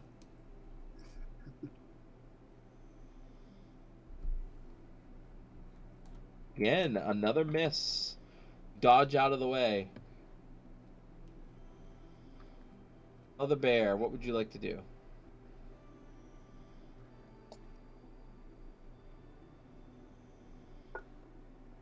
I think Are you muted? Yeah, I believe you're muted. Oh, there we go. Sorry, that would explain that. It looks is there a great, way though. I have to do it again now. I have. Can I shoot something that's like connecting the spinning wheels so that way the spinning wheels don't basically disable their weapon? So yeah, so you want to shoot one of these cables that maybe is supporting the bucket wheel? Yeah. Yeah. Why not? And I'll use a momentum. We have it. Might as well, right? Yep. Yeah. And this is an emotion plus operating. Probably. Yeah. Probably anger. Of. Hey, why are you attacking my friends? Hey, come look at me. As I just Right. go. And then that is. It does require 2 successes. Mm-hmm. So that was operating and I said anger. Said so anger, I 10. think. Yeah. So it's gonna be a 10. Yeah, unless self-defense applies here. It's only 1. Let's say self-defense applies. Okay. So then that 2 is a crit, or what's it called? That counts as 2 successes. Yes. All right, so that's a hit. So now you have a number next to the robot symbol. That's the number of D6s you'll roll, and I'll tell you how that damage pans out. Or sorry, loss of stress pans out. Semi-automatic long rifle. That's a 5. It's reliable and piercing. I have not sure what reliable means, but I will read you reliable in just a minute. Piercing is basically it ignores stress or ignores resistance for every effect that you roll. So every 5 or a 6. Oh my god, a 6 and a 5. And then also I would like to spend 1 more momentum to use my close protection. To spend 1 momentum to protect a single ally within close range. Ooh. I think who would be the closest range? Saint, probably. Probably Saint at this point. Yeah, so then I'll get difficulty is increased to attack Saint. by 1. Yay. Awesome. Um, So yeah, so you did 1, 2, 3, 4, 5, 6 damage. And what did you say the weapon quality was? reliable? Reliable. It ignores the first complication rolls when attacked. So you did not roll any complications, so it's not a big deal. So that is 6. You ignore 2 of its, 1, 2 of its armor, or its resistance. And so, you severed one of these cords, and the entire thing like shifts down just a little bit. You sense there's still some control on there, but not as good control on the bucket wheel itself. Yeah, and I think if somebody was to take out the other cable, Yeah. the bucket wheel will be in the ground. Yeah, I think Saint's going to try to use his proton beam to finish the job. All right. We're out of And- momentum. Alrighty. I'm thinking that's definitely fear. Okay. And operating. I'm going to buy 2 dice with threat. Okay.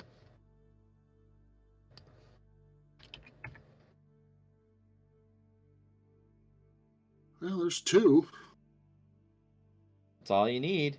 Mhm. Good thing you bought that 4th die. So the cable snaps. Now, Viola, you're inside the cockpit as this thing like falls down like 30 feet in one direction. You're going to suffer a loss of 1 stress. And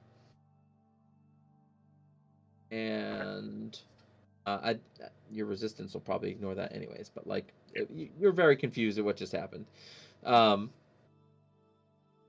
And now it's Doran's turn, or is it Rasputine's turn?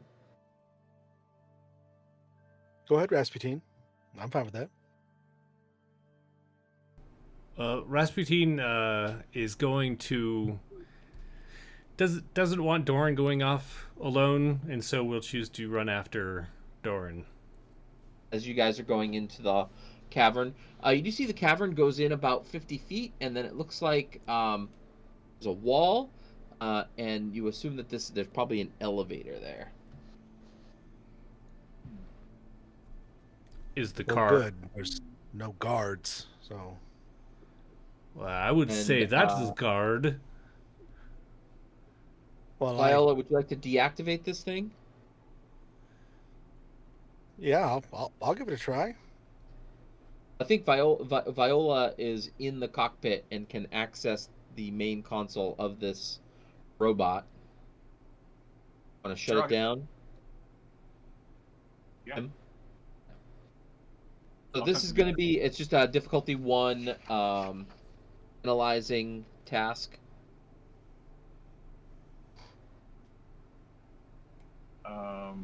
Okay, and I'm trying to shut it down, right?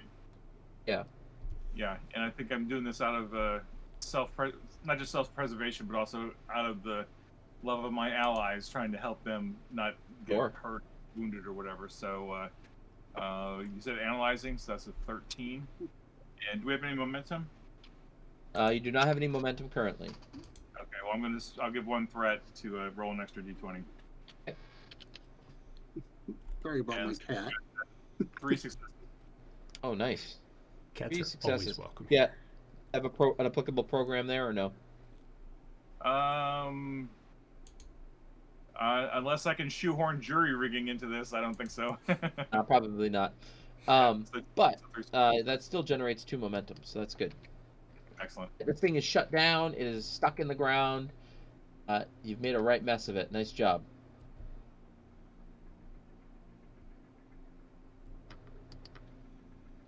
All right, so the big thing then is completely shut down, right? Correct. It is no longer a possible threat. I'm just wondering if there's any conceivable use for creating an advantage here, but I'm not visualizing it. So I think we'll just bank that 2 momentum for whatever we need. Okay. Into the tunnel we go. Is the car the elevator car, is it up or is it down? It is down. Is there a... There is a access panel on the right-hand wall here. Might be a bit noisy to bring the elevator up. I will point that out, Lauren, if we call the car, if these fellows down there are blind and deaf and have no sense of tremors whatsoever, therefore don't realize that we are here already, calling the car may let them know. I mean, we can solve that problem really easily by just shouting and asking them if they know we're here. Oh, you made it. We waited for you before making any decisions. So Yes. Hello again, friends. So what would you like to do here? You want to climb down? You want to call the thing? What do you want to do? I am more than happy to climb down if we think the elevator is going to make too much noise. I look at Viola. I think we need the. I'm gonna call the elevator. I can't climb. Right? Mother, you would like to shout down? Yeah, ask them if they know we're here. If they know we're here, if they respond yes, then we can just take the elevator down and we don't have to climb. If they say no, then we can climb down. Just Wait. asking nicely can get you a lot of places. Maybe That they is will true. come up. Exactly. I'll look down Oh. the shaft. How deep is it? 50 feet. Hello?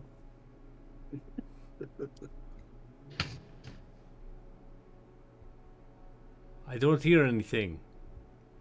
Nope. You don't get any response. I think Well, we're that going means to we need can to go take the down. elevator. If it's all the same to everybody else, I would like to take the elevator. I've already fallen once today. I mean, this That is a very good old point. equipment. You may fall anyway. The elevator has already been called anyway, so I like my odds with the elevator a little bit better. I'm So just the saying. elevator is coming up. Is that what I've heard? Mhm. yeah, Viola already. Button, yes. All right. Yeah. So you activate it. The elevator comes up. You step on. Descends. And then there's another passageway. Again, about 40 feet. And it looks like at the end it opens into a large room. Do you see any sign of So a far, so blinking good. box? No, you're still in like a passageway. Okay. Any robots that we can see? Not from where you are. Any doors? No doors. I have concern. Should we move forward into the chamber? I have concern before we go. Okay. I am worried because Gusto did not connect himself to this box, correct? So this box is where we're thinking that the code came from? As far as we know, he didn't connect himself to it. Who knows what it did? This is true. But is there some way we can protect ourselves from being infected by the box? It sounds like he became infected by looking into it. So I think don't it's something look with into it. optics. Okay, and then I'm just gonna cover my ass. Excellent. I will guide you. I will close my eyes and push Mother that direction. Teamwork. So you get into a chamber where you see a couple of wooden pews. You see a couple of curtains hanging to the side. And if you want to jump into roll 20, I believe that I have you all there now. Yep. Yes. Except I still see nothing. My eyes are closed. Saint, like, this peeking maybe out. looks like something you would know more about than the rest of us. That's what I'm wondering. I'm figuring he's, in part of his onboard library, he's got, like the Quran, the Bible, the Torah, all the different literature on religion. The Epic of Gilgamesh. Right. So are you walking in alone, or is everybody going in with you? What's your plan? I think Saint will just walk in. I think Mother Bear is trying to like go forward, like be kind of first and protective, but and waiting for somebody to say, "Hey, it's okay to open your eyes now." Because Rasputin did say that they are leading. So And I'm like squinting, closing one eye, opening the other, trying to not look into anything blinking. It doesn't look like any books are here, everybody. Let's just go together. So as you walk in, you Are you notice guys on the looking right-hand right side now? here there are 3 sets of curtains.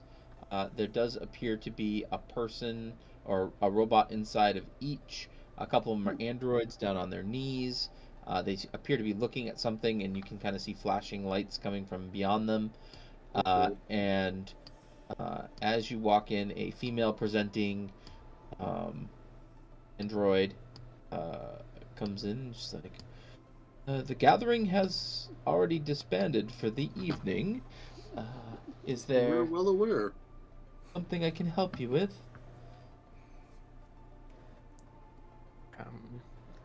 Still eyes closed. I'm gonna turn. There to is look flashing. Don't look.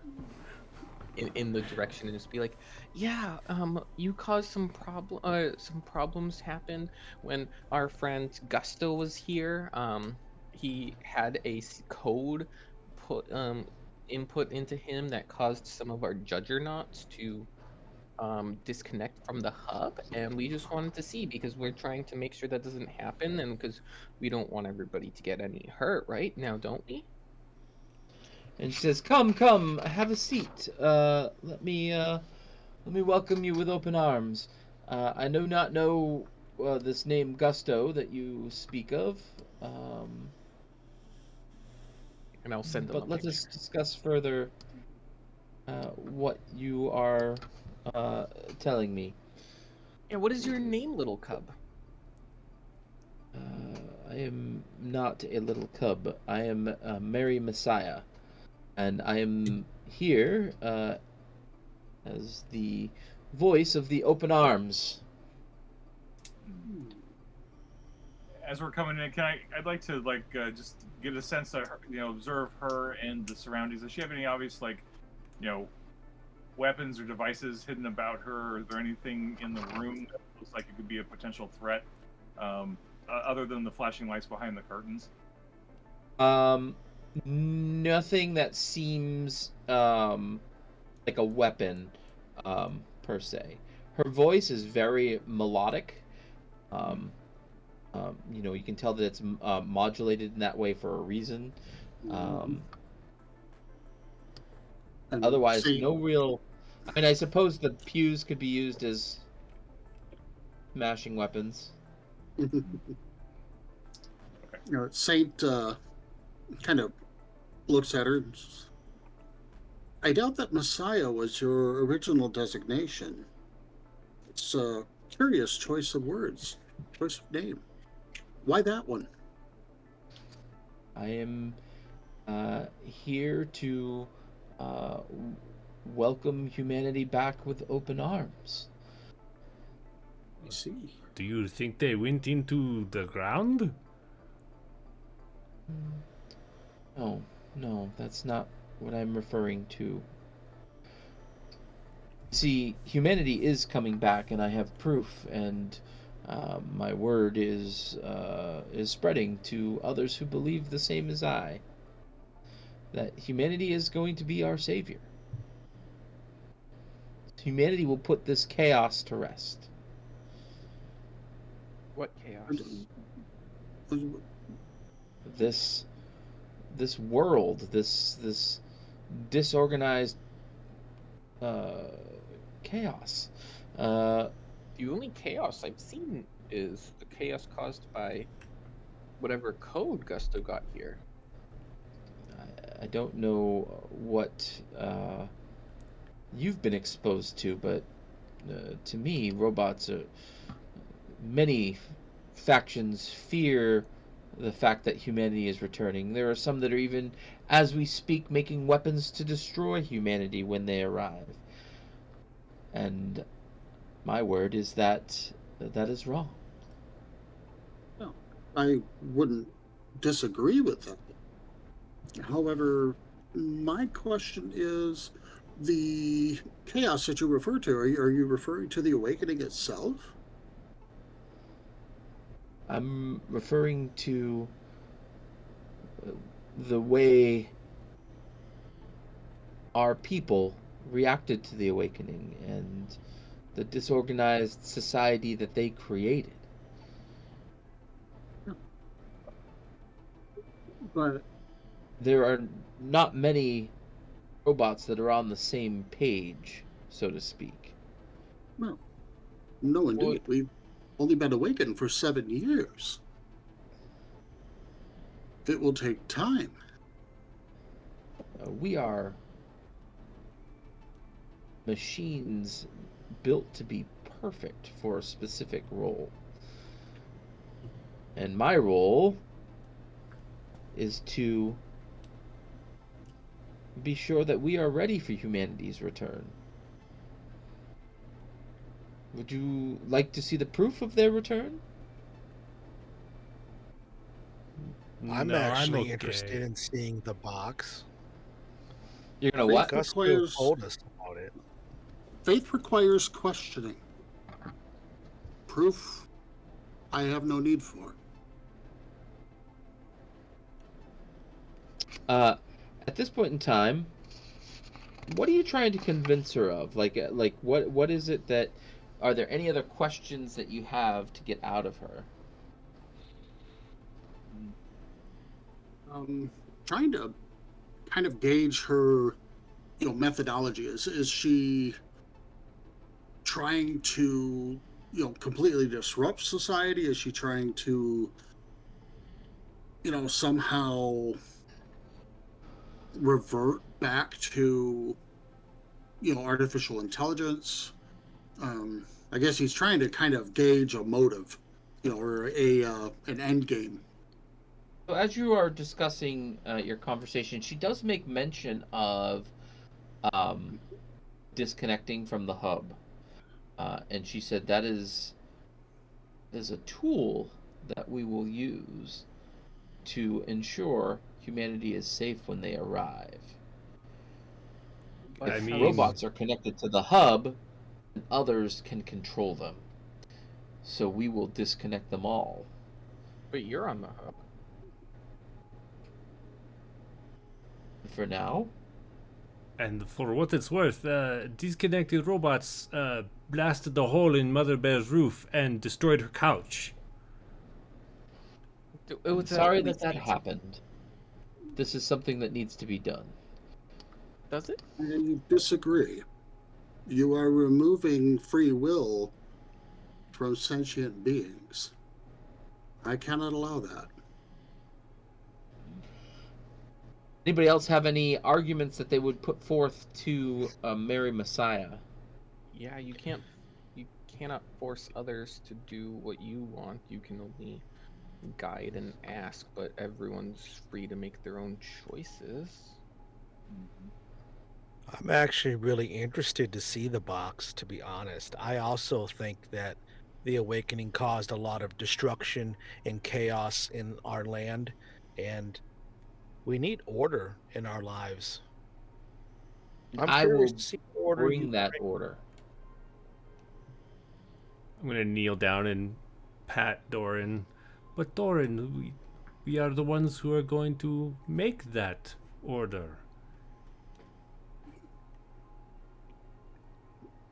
Society creates order. An individual creates tyranny.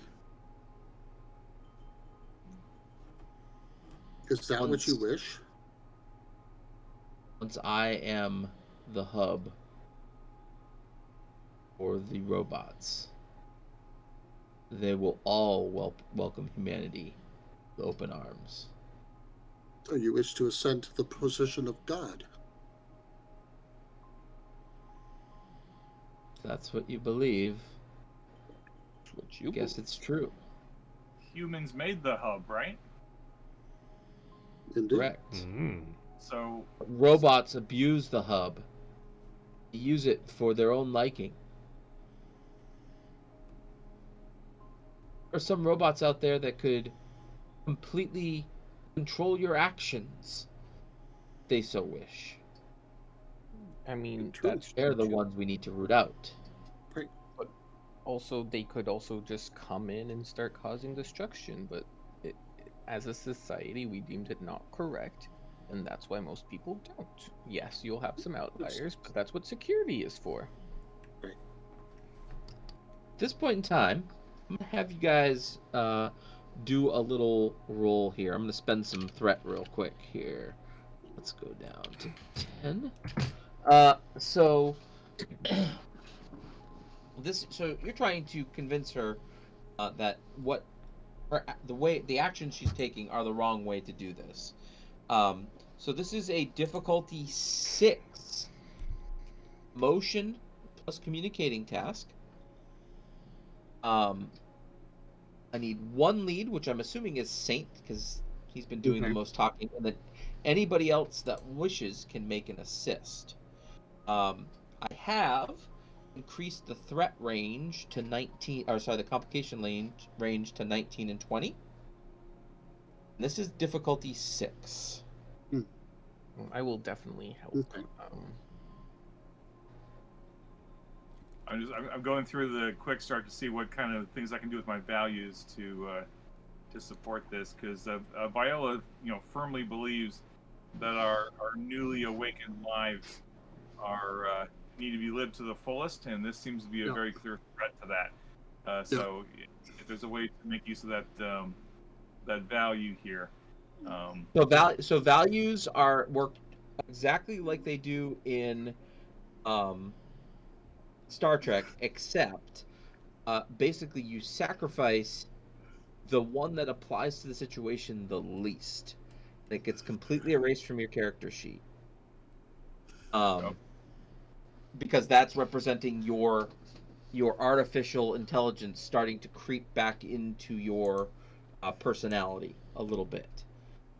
And that can really only used by the person who's leading on a task. Okay, that's fine.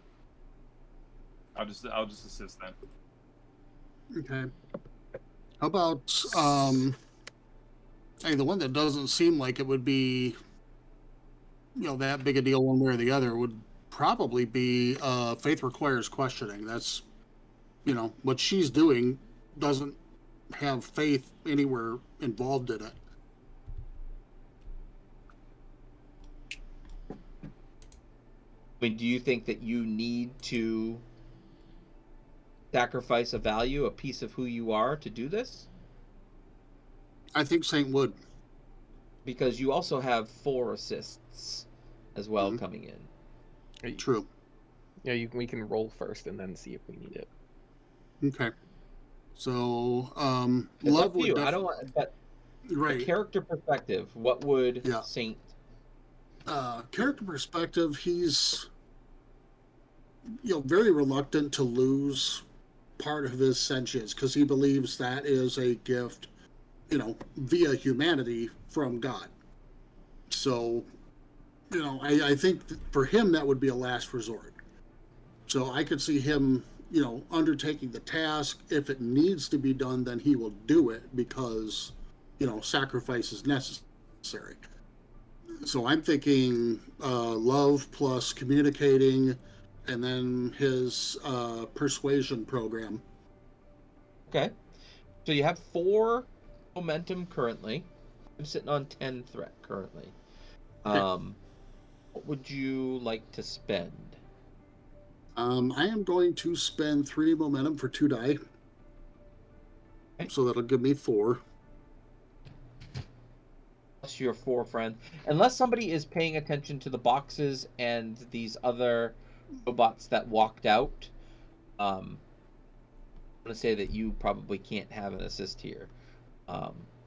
Nobody actually said they were doing that, so. Okay. Troy, make your roll. This is difficulty 6. Okay. So, do I have any assists or no? You're going to, I mean, who's assisting? You guys tell me. Vio's assisting. Yeah, Viola and Mother So Bear is. I actually am not going to assist, and it's one of my values is why I'm just going to sit quietly and watch what happens. Orndal, are you going to assist, or are you going to try to pay attention to what's going on over here? No, I'm actually more interested in seeing what the box is to get the full idea of all the details here before I make a decision one way or the other. So I'm okay. not assisting either. All right. Sorry. So that looks like you've got 2 assists. Okay. Distinct. Alrighty. And 4 dice to roll. 2, 3, 4. I missed. Let's see here. You also missed. Okay. And if I use that value, I can re-roll 1, right? Yeah, you would need to roll a crit to be successful. Yeah.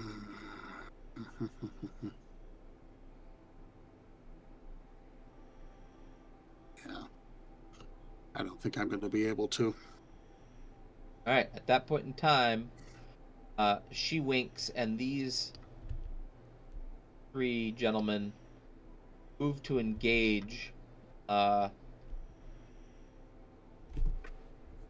Orndal and Rasputin. Ah. Oh no! So Dorndal, this is an opposed check, and I'm going to try to punch you. Doesn't have any weapons. He's just gonna try to punch you. Okay. What am I rolling in opposition? I'm sorry. Sorry. This is surviving plus an emotion. Oh boy. My surviving is terrible, but that's okay. I am going to roll with sadness. I can tell that there is confusion and chaos amongst the group, and it just saddens me that we are all just not in unison about this. So I'm going to roll sadness and surviving, which makes me have a roll below an 11. And I'm not going to buy any momentum. I'll just roll it. It's 2d20. Oh boy, one is an 8, but the other one is a natural 20. Ugh. It's terrible. Oh. I'm gonna take that complication as an additional success. I'm going to beat you in combat.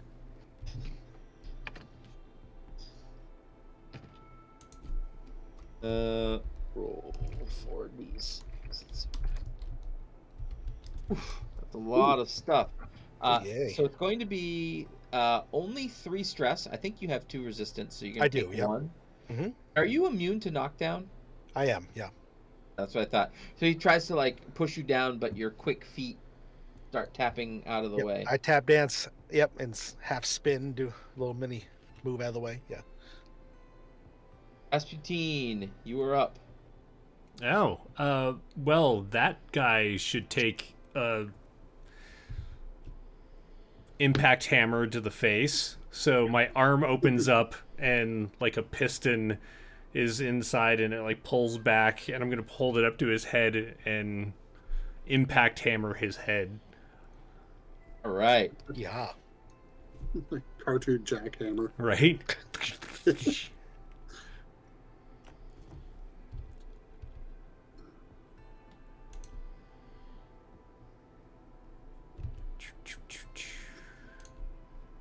You gonna buy any dice? Not buying any. I'm gonna try it without.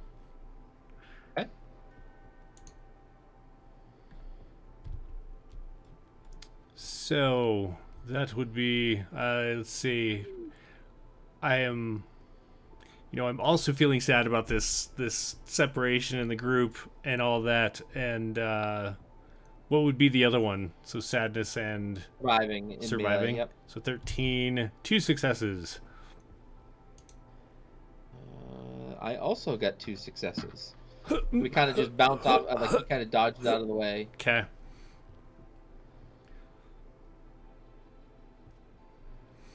Now the other one is going to try I to would punch like you to back. Can I use reactive defense module to keep the initiative and go? We're going to do that Nice. in just a minute. Got it. Wait, okay. oh yeah, you can do that now. That's right. Yeah, keep the initiative to go after. Right, so you can go now. Yeah, I want a flamethrower. Those guys attacking. I want to just the 3. Flamethrower has a thing called area, and that would hurt everyone next to them. Oh, okay. Got it. Yeah, that's. So if I was to use the flamethrower, would I be able to hit all 3 of them, but also my 2 friends there? Yes. Attack Attack is made at everyone in close range of the target. Okay. You're good, Mother Bear. Go ahead. We could take Right? it. Okay. Yeah, I'm gonna flamethrower this one, the middle one. Sure. And then try to hit the other 2 in them. Perfect. Be like, and what would I use? I don't know if it would be love or fear. Oh, protecting friends. My love makes me shoot you in the face. Right, or in the back, really. Yeah, probably. Yeah, probably. Actually, I'd probably use anger and be like, "We're talking peacefully, and now you decide to attack us." So, Yeah. Might make sense. yeah.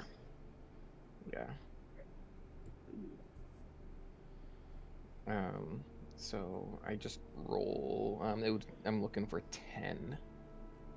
Would you want to buy any dice? What do you? No. Yes. No. Do it. Now's the Okay. time. Yeah, I'll buy. Go I'll out with a buy bang, man. one. I'll buy one. Buy one. All right. And I don't. Would self-defense apply here? No, that's in melee.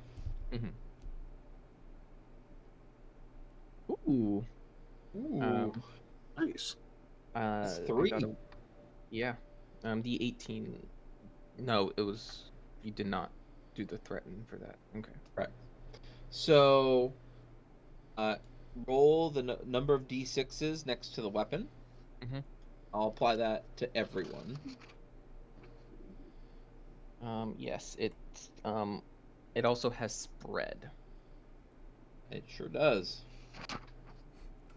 That's 1, 2, 3, 4, 5, 6, 7 damage. Yikes. Nice. Our resistance takes away some of that? Yep. So it's going to knock it down to 5. Okay. These guys are down on the ground injured. You two can you're each going to take 5, I believe. Yep. We got 2 resistance. So I think all have more than 2. have tough where it says whenever you avoid damage, the cost is reduced by 1 to a minimum of 1. Awesome. How? So avoiding damage. So basically, damage means that basically you are injured in some way. Like maybe your arm doesn't work anymore. Things like that. Avoiding damage. Everyone can do it once per scene. It costs either 2 momentum or 2 threat. You can make it cost 1 momentum or 1 threat to avoid. Gotcha. Cool. Would you like to do that?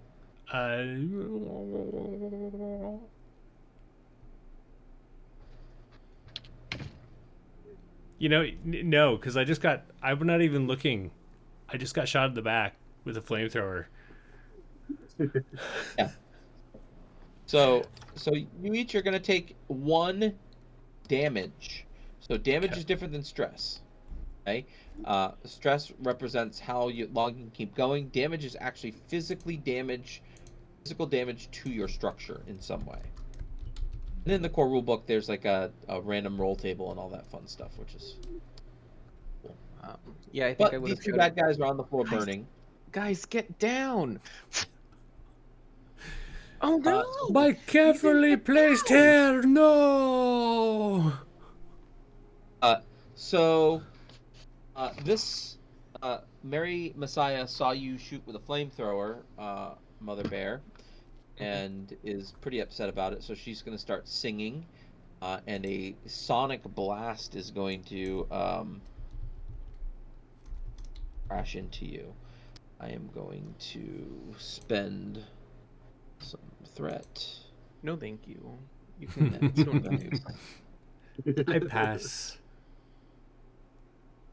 It's free. You don't need to spend it.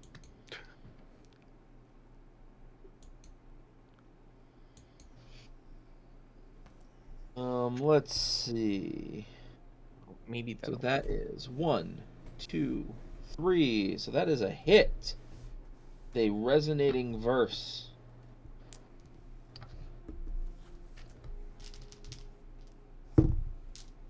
Rolling damage or rolling stress.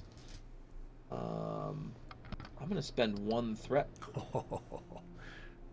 Reroll that 3 and that 4. Brutal.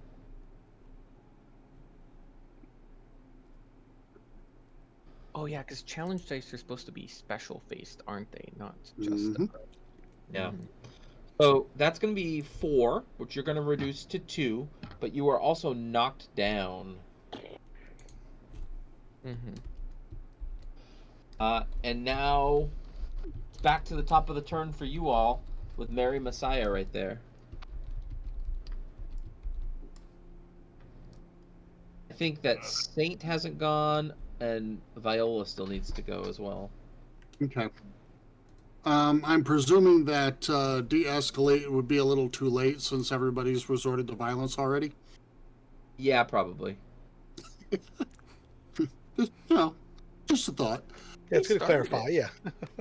But he's actually angry. He's pretty upset that, all of this has broken down. We were basically ambushed. Now she's attacking. It's descending into chaos. So he's going to use his, I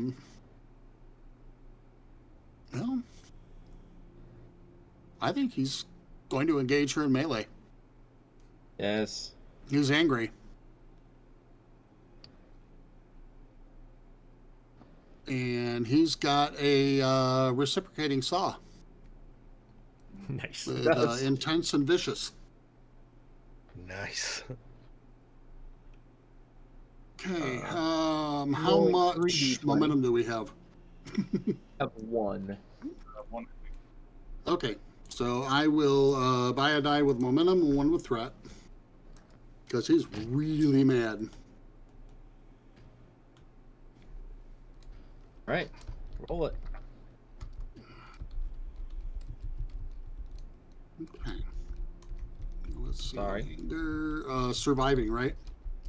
Yes. Okay. Whew.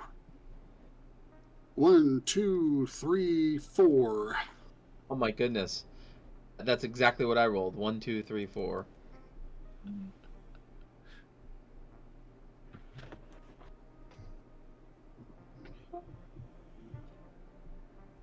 We have a tie here, sir. So Yep. nothing happens.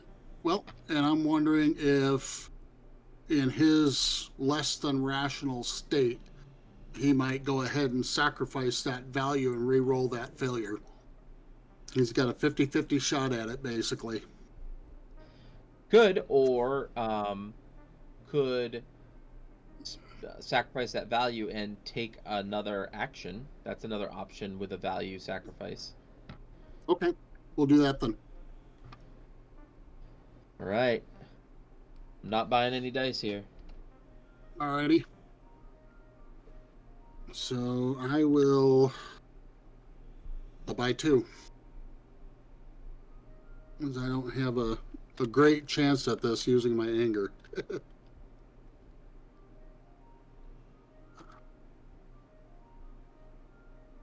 um, 1.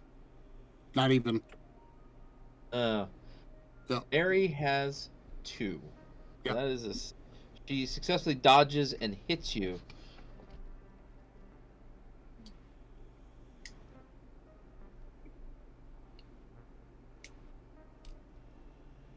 Or that's 5, and I'm going to do it's piercing 1 with her. This blade shoots out of her arm, Okay. and so that's 5 stress and an injury, unless you want to add 2 to threat. No. Okay. Nope. I'll So you suffered 1 damage, and you can Mhm. suffer 3 damages before you deactivate. Okay. Can I make a reaction? Yes. Okay. I am going to call out to, let's see here. I think that's Mother over here, right?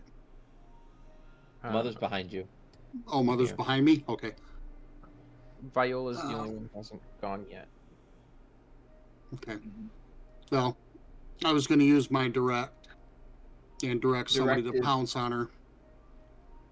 Your direct doesn't use a reaction; it uses another player's reaction. Oh, sorry. My mistake. Okay. Viola hasn't gone yet. Right. Correct. You want to sweep this thing up? What do you want to do? There's cubes in each of these alcoves over here that are flickering with lights. Well, does Mary get an opportunity to do something before I do? No. Can I send a message? And yeah. Douse those lights. Just a very quick flash message. Douse the lights. The flashing lights. On the cubes. Mm-hmm. Oh, okay. I don't think Viola would have made that connection. I think she's so focused and so angry that her friends are being harmed, and that there's so much chaos in this room right now. She's gonna aim her electron laser at Mary, Messiah Mary, or Mary Messiah, whatever, and take a shot if there's an opportunity to do so. I'll take a I'll use a prepare minor action to charge it, and then I'll fire it at her. And I think we're out of momentum, correct? You are. All right, so I will spend. I'll add 1 to threat to. Let's roll 1 extra dice here. And say something to the effect of, you didn't want chaos, but you created even more chaos by doing this. And I've got 1 success. Only 1 success. 1 success, yeah. And I guess if this is, I think you said you increased the crit range, or the. No, that was just for the talking, the communication part. Okay, got it. Yeah, so with a ranged attack, 1 success. That is a miss. So the laser. She is pretty quick on her feet. Right. Can I sacrifice one of my values to re-roll that? Good. I think. Which one does not come into play here? I'm sorry. What's that? Which one is comes into play the least here? One that comes in the least. Probably there must be a way to bring sentience to those who don't have it. That seems to be the least There you relevant. go. Yeah, the others are relevant, and that gives me the ability to re-roll the whole thing. Any number of dice in the pool. Okay, got it. All right, so I'll roll 2. I'll roll 2 that weren't successful here. So I'll roll 2d20. 2d20. So that turns it into 3 successes. Ooh. Oof. Generating a momentum. All right, roll your damage. All right, so this is total of 5. And what did the charge do again? Remind me. I was pulling that up. Charge. Where is it? Not like a phaser I where you believe could you can choose- choose. I believe. What were you saying, Troy? I can Is it like a phaser where you could choose like vicious or intense or whatever? I'll pick Yeah, you can do vicious, intense, or piercing. I'll do piercing 2. Awesome. Yep. And I'm gonna. So I've got 1, 2, 3, 4, 5 damage, or 5 stress. Piercing 2. no 6, right? 1, 2, 3, 4, 5, 6. 1, 2, 3, 4. Oh, yep, 6. Sorry, yeah, 6. Mhm. So you didn't roll any effects, so the piercing doesn't go off. So 6 But stress then. you can spend that your 1 floating momentum to try to reroll that 4 if you wanted, Mhm. or you can put it back in the bank. You What can the? reroll. You can reroll the whole thing. Wait, I reroll the whole thing or just the one? Just the one. Fine. I mean, 6 damage is pretty good. Yeah, I'll leave it at the 6 down. I'll bank that momentum. Okay. Somebody else. She's going to take some stress. So 1 momentum in the bank. This isn't helping your cause. She kind of like pauses for a moment, like she's almost starting to hear you a little bit, and I believe that either Rasputin or Dorandal gets to go next. Whew. Well, Durandal, just kind of seeing that all this just erupted into craziness, he is going to do the only logical thing, which is he is just going to rage out again. He's going to get real angry. I was interested in knowing about your cube, but now you ruined it! Ah! And he goes surging across the room. He has his his arm comes out, and instead of the claw, it turns inside, and and then a shotgun head comes out of it, and he's gonna fire his scrap shotgun at Mother Messiah. Now that does have an area. He's aware of that, but you know he's getting mad, so he's going to just try to do it anyway. So that's surviving to attack, correct? Or is it something else? If you're using a range weapon, it's operating. If it's a melee weapon, it's surviving. Cool. All right. Well, then I'm gonna roll. 12 is my target number. I don't have any values that apply here. I'm sorry, any programs that apply here. So that's just going to be the 2 still. I think we have 1 banked momentum if you want. Yep, you do. Is everybody cool if I use it? Hopefully end this out. Do it. All right, let's do it. Here we go. 3d20 coming our way. Man, you know, Nice. I never roll this high when I'm rolling games that require high rolls. But you know, it's what it is. I have 1 natural 1. The other 2, one's a 13, one's a 15. So that's So the natural 2. 1 is enough. That's 2, right? Yeah. So roll your damage here. Damage for the scrap shotgun is a 6. So that is 66, correct? Mhm. Yes. 2, 4, 5, 4, 4, 4. So Yikes. That's only 2 damage. 3 damage. Okay. Yeah. It is destructive and it is an area attack. So You could give me 1 threat to reroll those 4s if you want, or otherwise you're only dealing 3 yeah, damage. I'll do that. I'll do that. Yeah, go and take a threat. That's going to be 1, 2, 3, 4. I'm going to reroll. Yep. 4d6.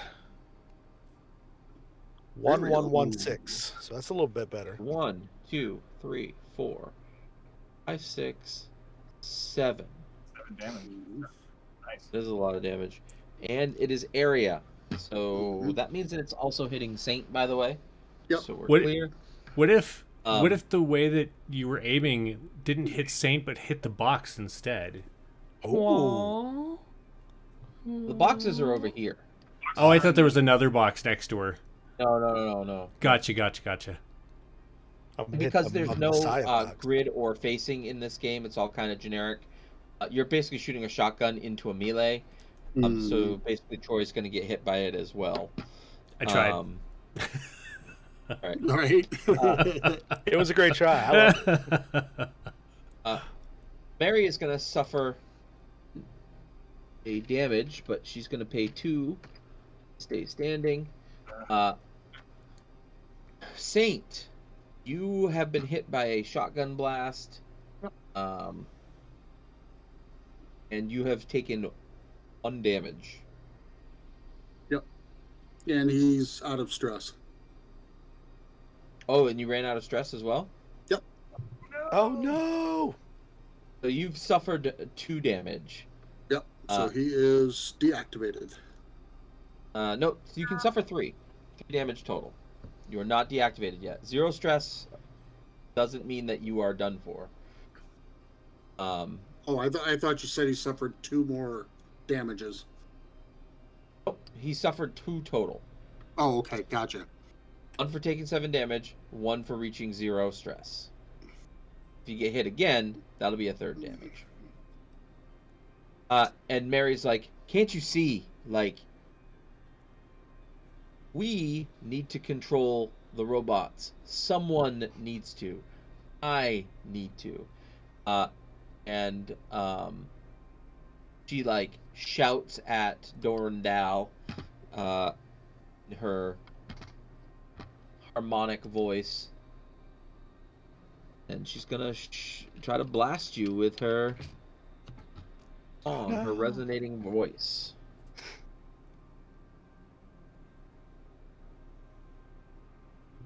And she's going to hit. All right. It's basically like a sonic attack. Sure. Yeah. Oh yeah. She's a banshee. Kinda. So 1, 2, 3. So you're gonna lose 1 stress after that. Okay. Gets to go next. I think I'll Mother go. Bear and Rasputin still need to. Oh no, Rasputin, you need to go next. I am going to turn around and say, as my communication processor has been damaged, and I'm going to run forward with my little jackhammer arm and try to smoosh her face in. Yes. I'm going to go ahead and buy a threat, or buy a momentum by giving you a threat.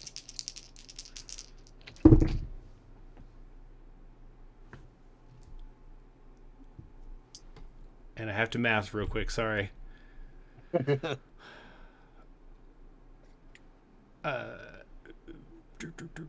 Surviving is melee, correct? Yes, and I technically get Awesome. an opposed attack against you. Okay, so that is 3 successes.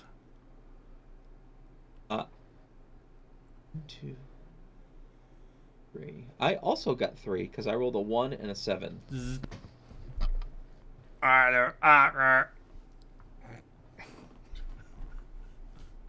right, Mother Bear, up to you.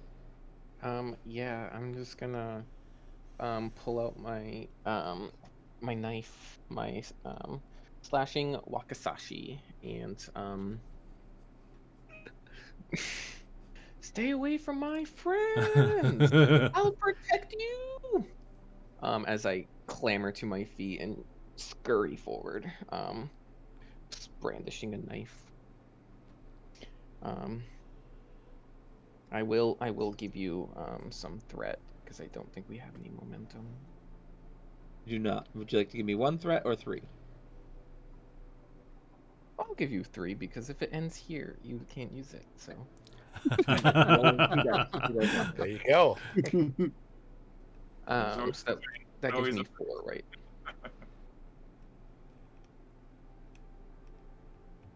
That would give me 4 dice to roll, right? Correct. Okay. I would be love surviving, which would make everything but that 17 hit because I would get 15. Have any programs? Self-defense. Probably not for 6. That probably wouldn't make a 6 though. No. So, but that's 3 to my 2, so you get to deal damage. To my 1. No, my 2. Yep. So roll your damage, or your stress. 7 and has piercing 1. Nice. Nice.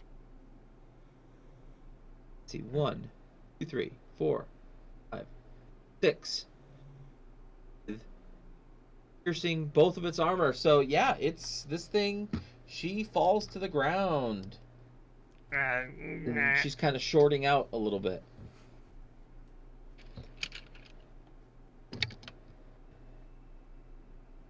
She's done for. Nice. A Wakazashi hit. That'll do it every time. Is she definitely done for, or is she hanging on? Yeah, she has suffered her damages, and is basically about to deactivate, probably in a spray of sparks. I mean, just to be sure, and since, Rasputin hasn't done anything useful so far, I'll just lean over and use that impact hammer to just drive her head into the ground.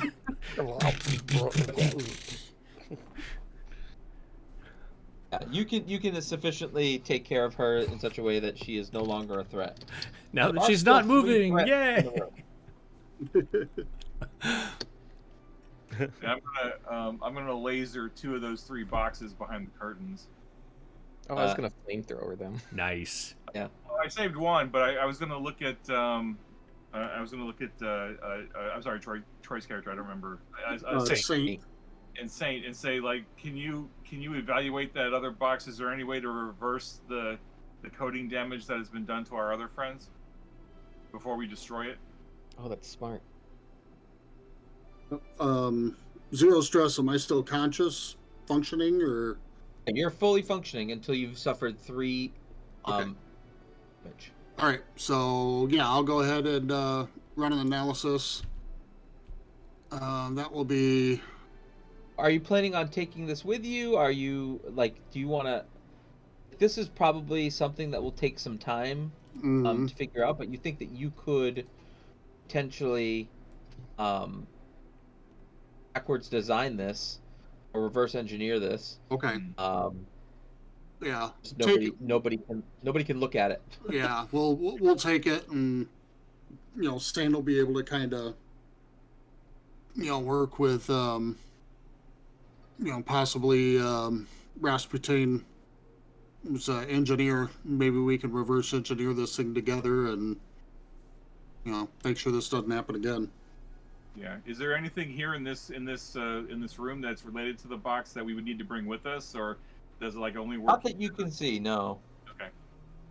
Oh, nothing.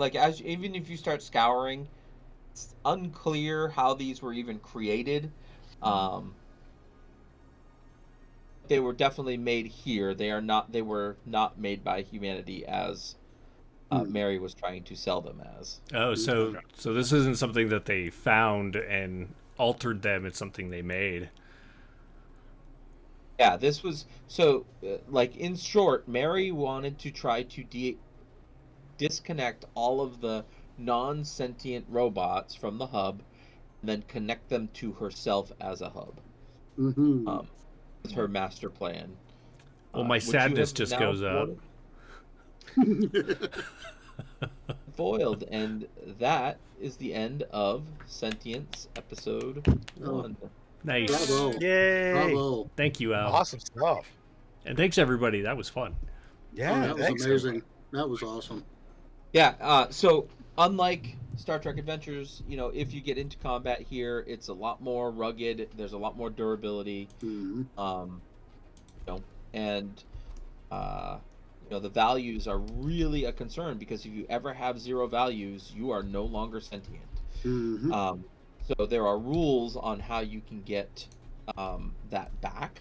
Yep. In the core rulebook. There was something that I wanted to just run past you all as we are wrapping up here, and that is rules for advancement. So at the end of a session, there's basically a couple of questions that are asked, and you earn yourself what I have called character points. So character points, you can earn up to 3 at the end of every session. First question that you ask is, did I learn something new about myself?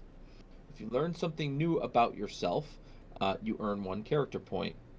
Did I use at least 4 of my emotions at least once over the course of the episode?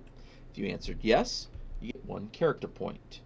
And last, did I create or lose a connection with another character in our social group? If yes, you get +1 character point. So it can be any social group that you're a part of. Like it could be somebody at work, it could be your adventuring party, it could be your church.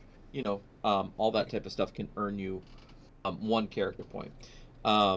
So at the end of each session, or at the end of each mission, you look at that and you add those to your character.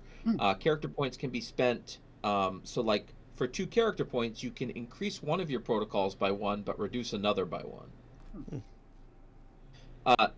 And then like you get up to like 10 character points, you can add a new value to your character. Nice. So like there's like a bunch of stuff that you can purchase. Also for 10 character points, you can just increase a stat by 1. Like you can increase one of your emotions by 1. So it's all about like feeling how your character is changing over time. And if you want little changes, you spend a little bit of character points, and then if you want bigger changes, you spend more character points. But you have to save up. So it's either spend a little bit more frequently or save it and spend it all at once on a bigger improvement. Right. Yeah, Right. that's cool. Like Which that also appeals to different types of gamers, right? Like if I want something new every game, I can do that. Or if I want to make that big character arc of my own, I spend it 3 episodes in or something like that. Right. Very cool. Nice. Well, I appreciate everyone that came out to watch the stream. I appreciate all of you for giving me a chance and checking this out. I think there's a lot of space for this world to grow, and I think there's lots of opportunity for creators to do fun stuff with this sandbox. And so that was kind of my goal, was to not put a lot of restrictions. And like, I'm not going to tell you who or what caused the awakening. I'm not going to tell you how humanity is going to react when they come back to the planet and find sentient robots. That's for you, the game master, to figure out and make that part of your story. Nice. Love it. Yeah, this is awesome. Yeah, Good it's great. stuff. All right. Well, thanks everybody for watching tonight. Thank you all for playing, and Al, thank you for directing. That was a ton of fun. Thanks, Al. We have Star Trek coming up next month on the 13th, I believe. Does that sound right? That's right. Nice. I believe that's correct, yeah. Yeah, so join us on the 13th for Star Trek Forefront. It's at the same time as tonight, 9 p.m. Eastern. And then tomorrow night, Kevin, help me out. What time is it at? 3:30 p.m. Eastern, baby. So not tomorrow night, tomorrow afternoon, 3:30 p.m. Eastern. Join us for Everyday Heroes Wrestle Max. Yes. Showdown at Suplex Island. Thank you. I was like, it's something. Yeah, and follow the channel to get notified when we go live. And you can follow myself on Twitter at WHPubs, and make sure you follow Al over there to get notified about more Sentience. And the link is in the chat, but it is GM_Admiral. Puns. Woohoo! Thanks for watching, everyone, and have a good night. Night. Thank you. Right.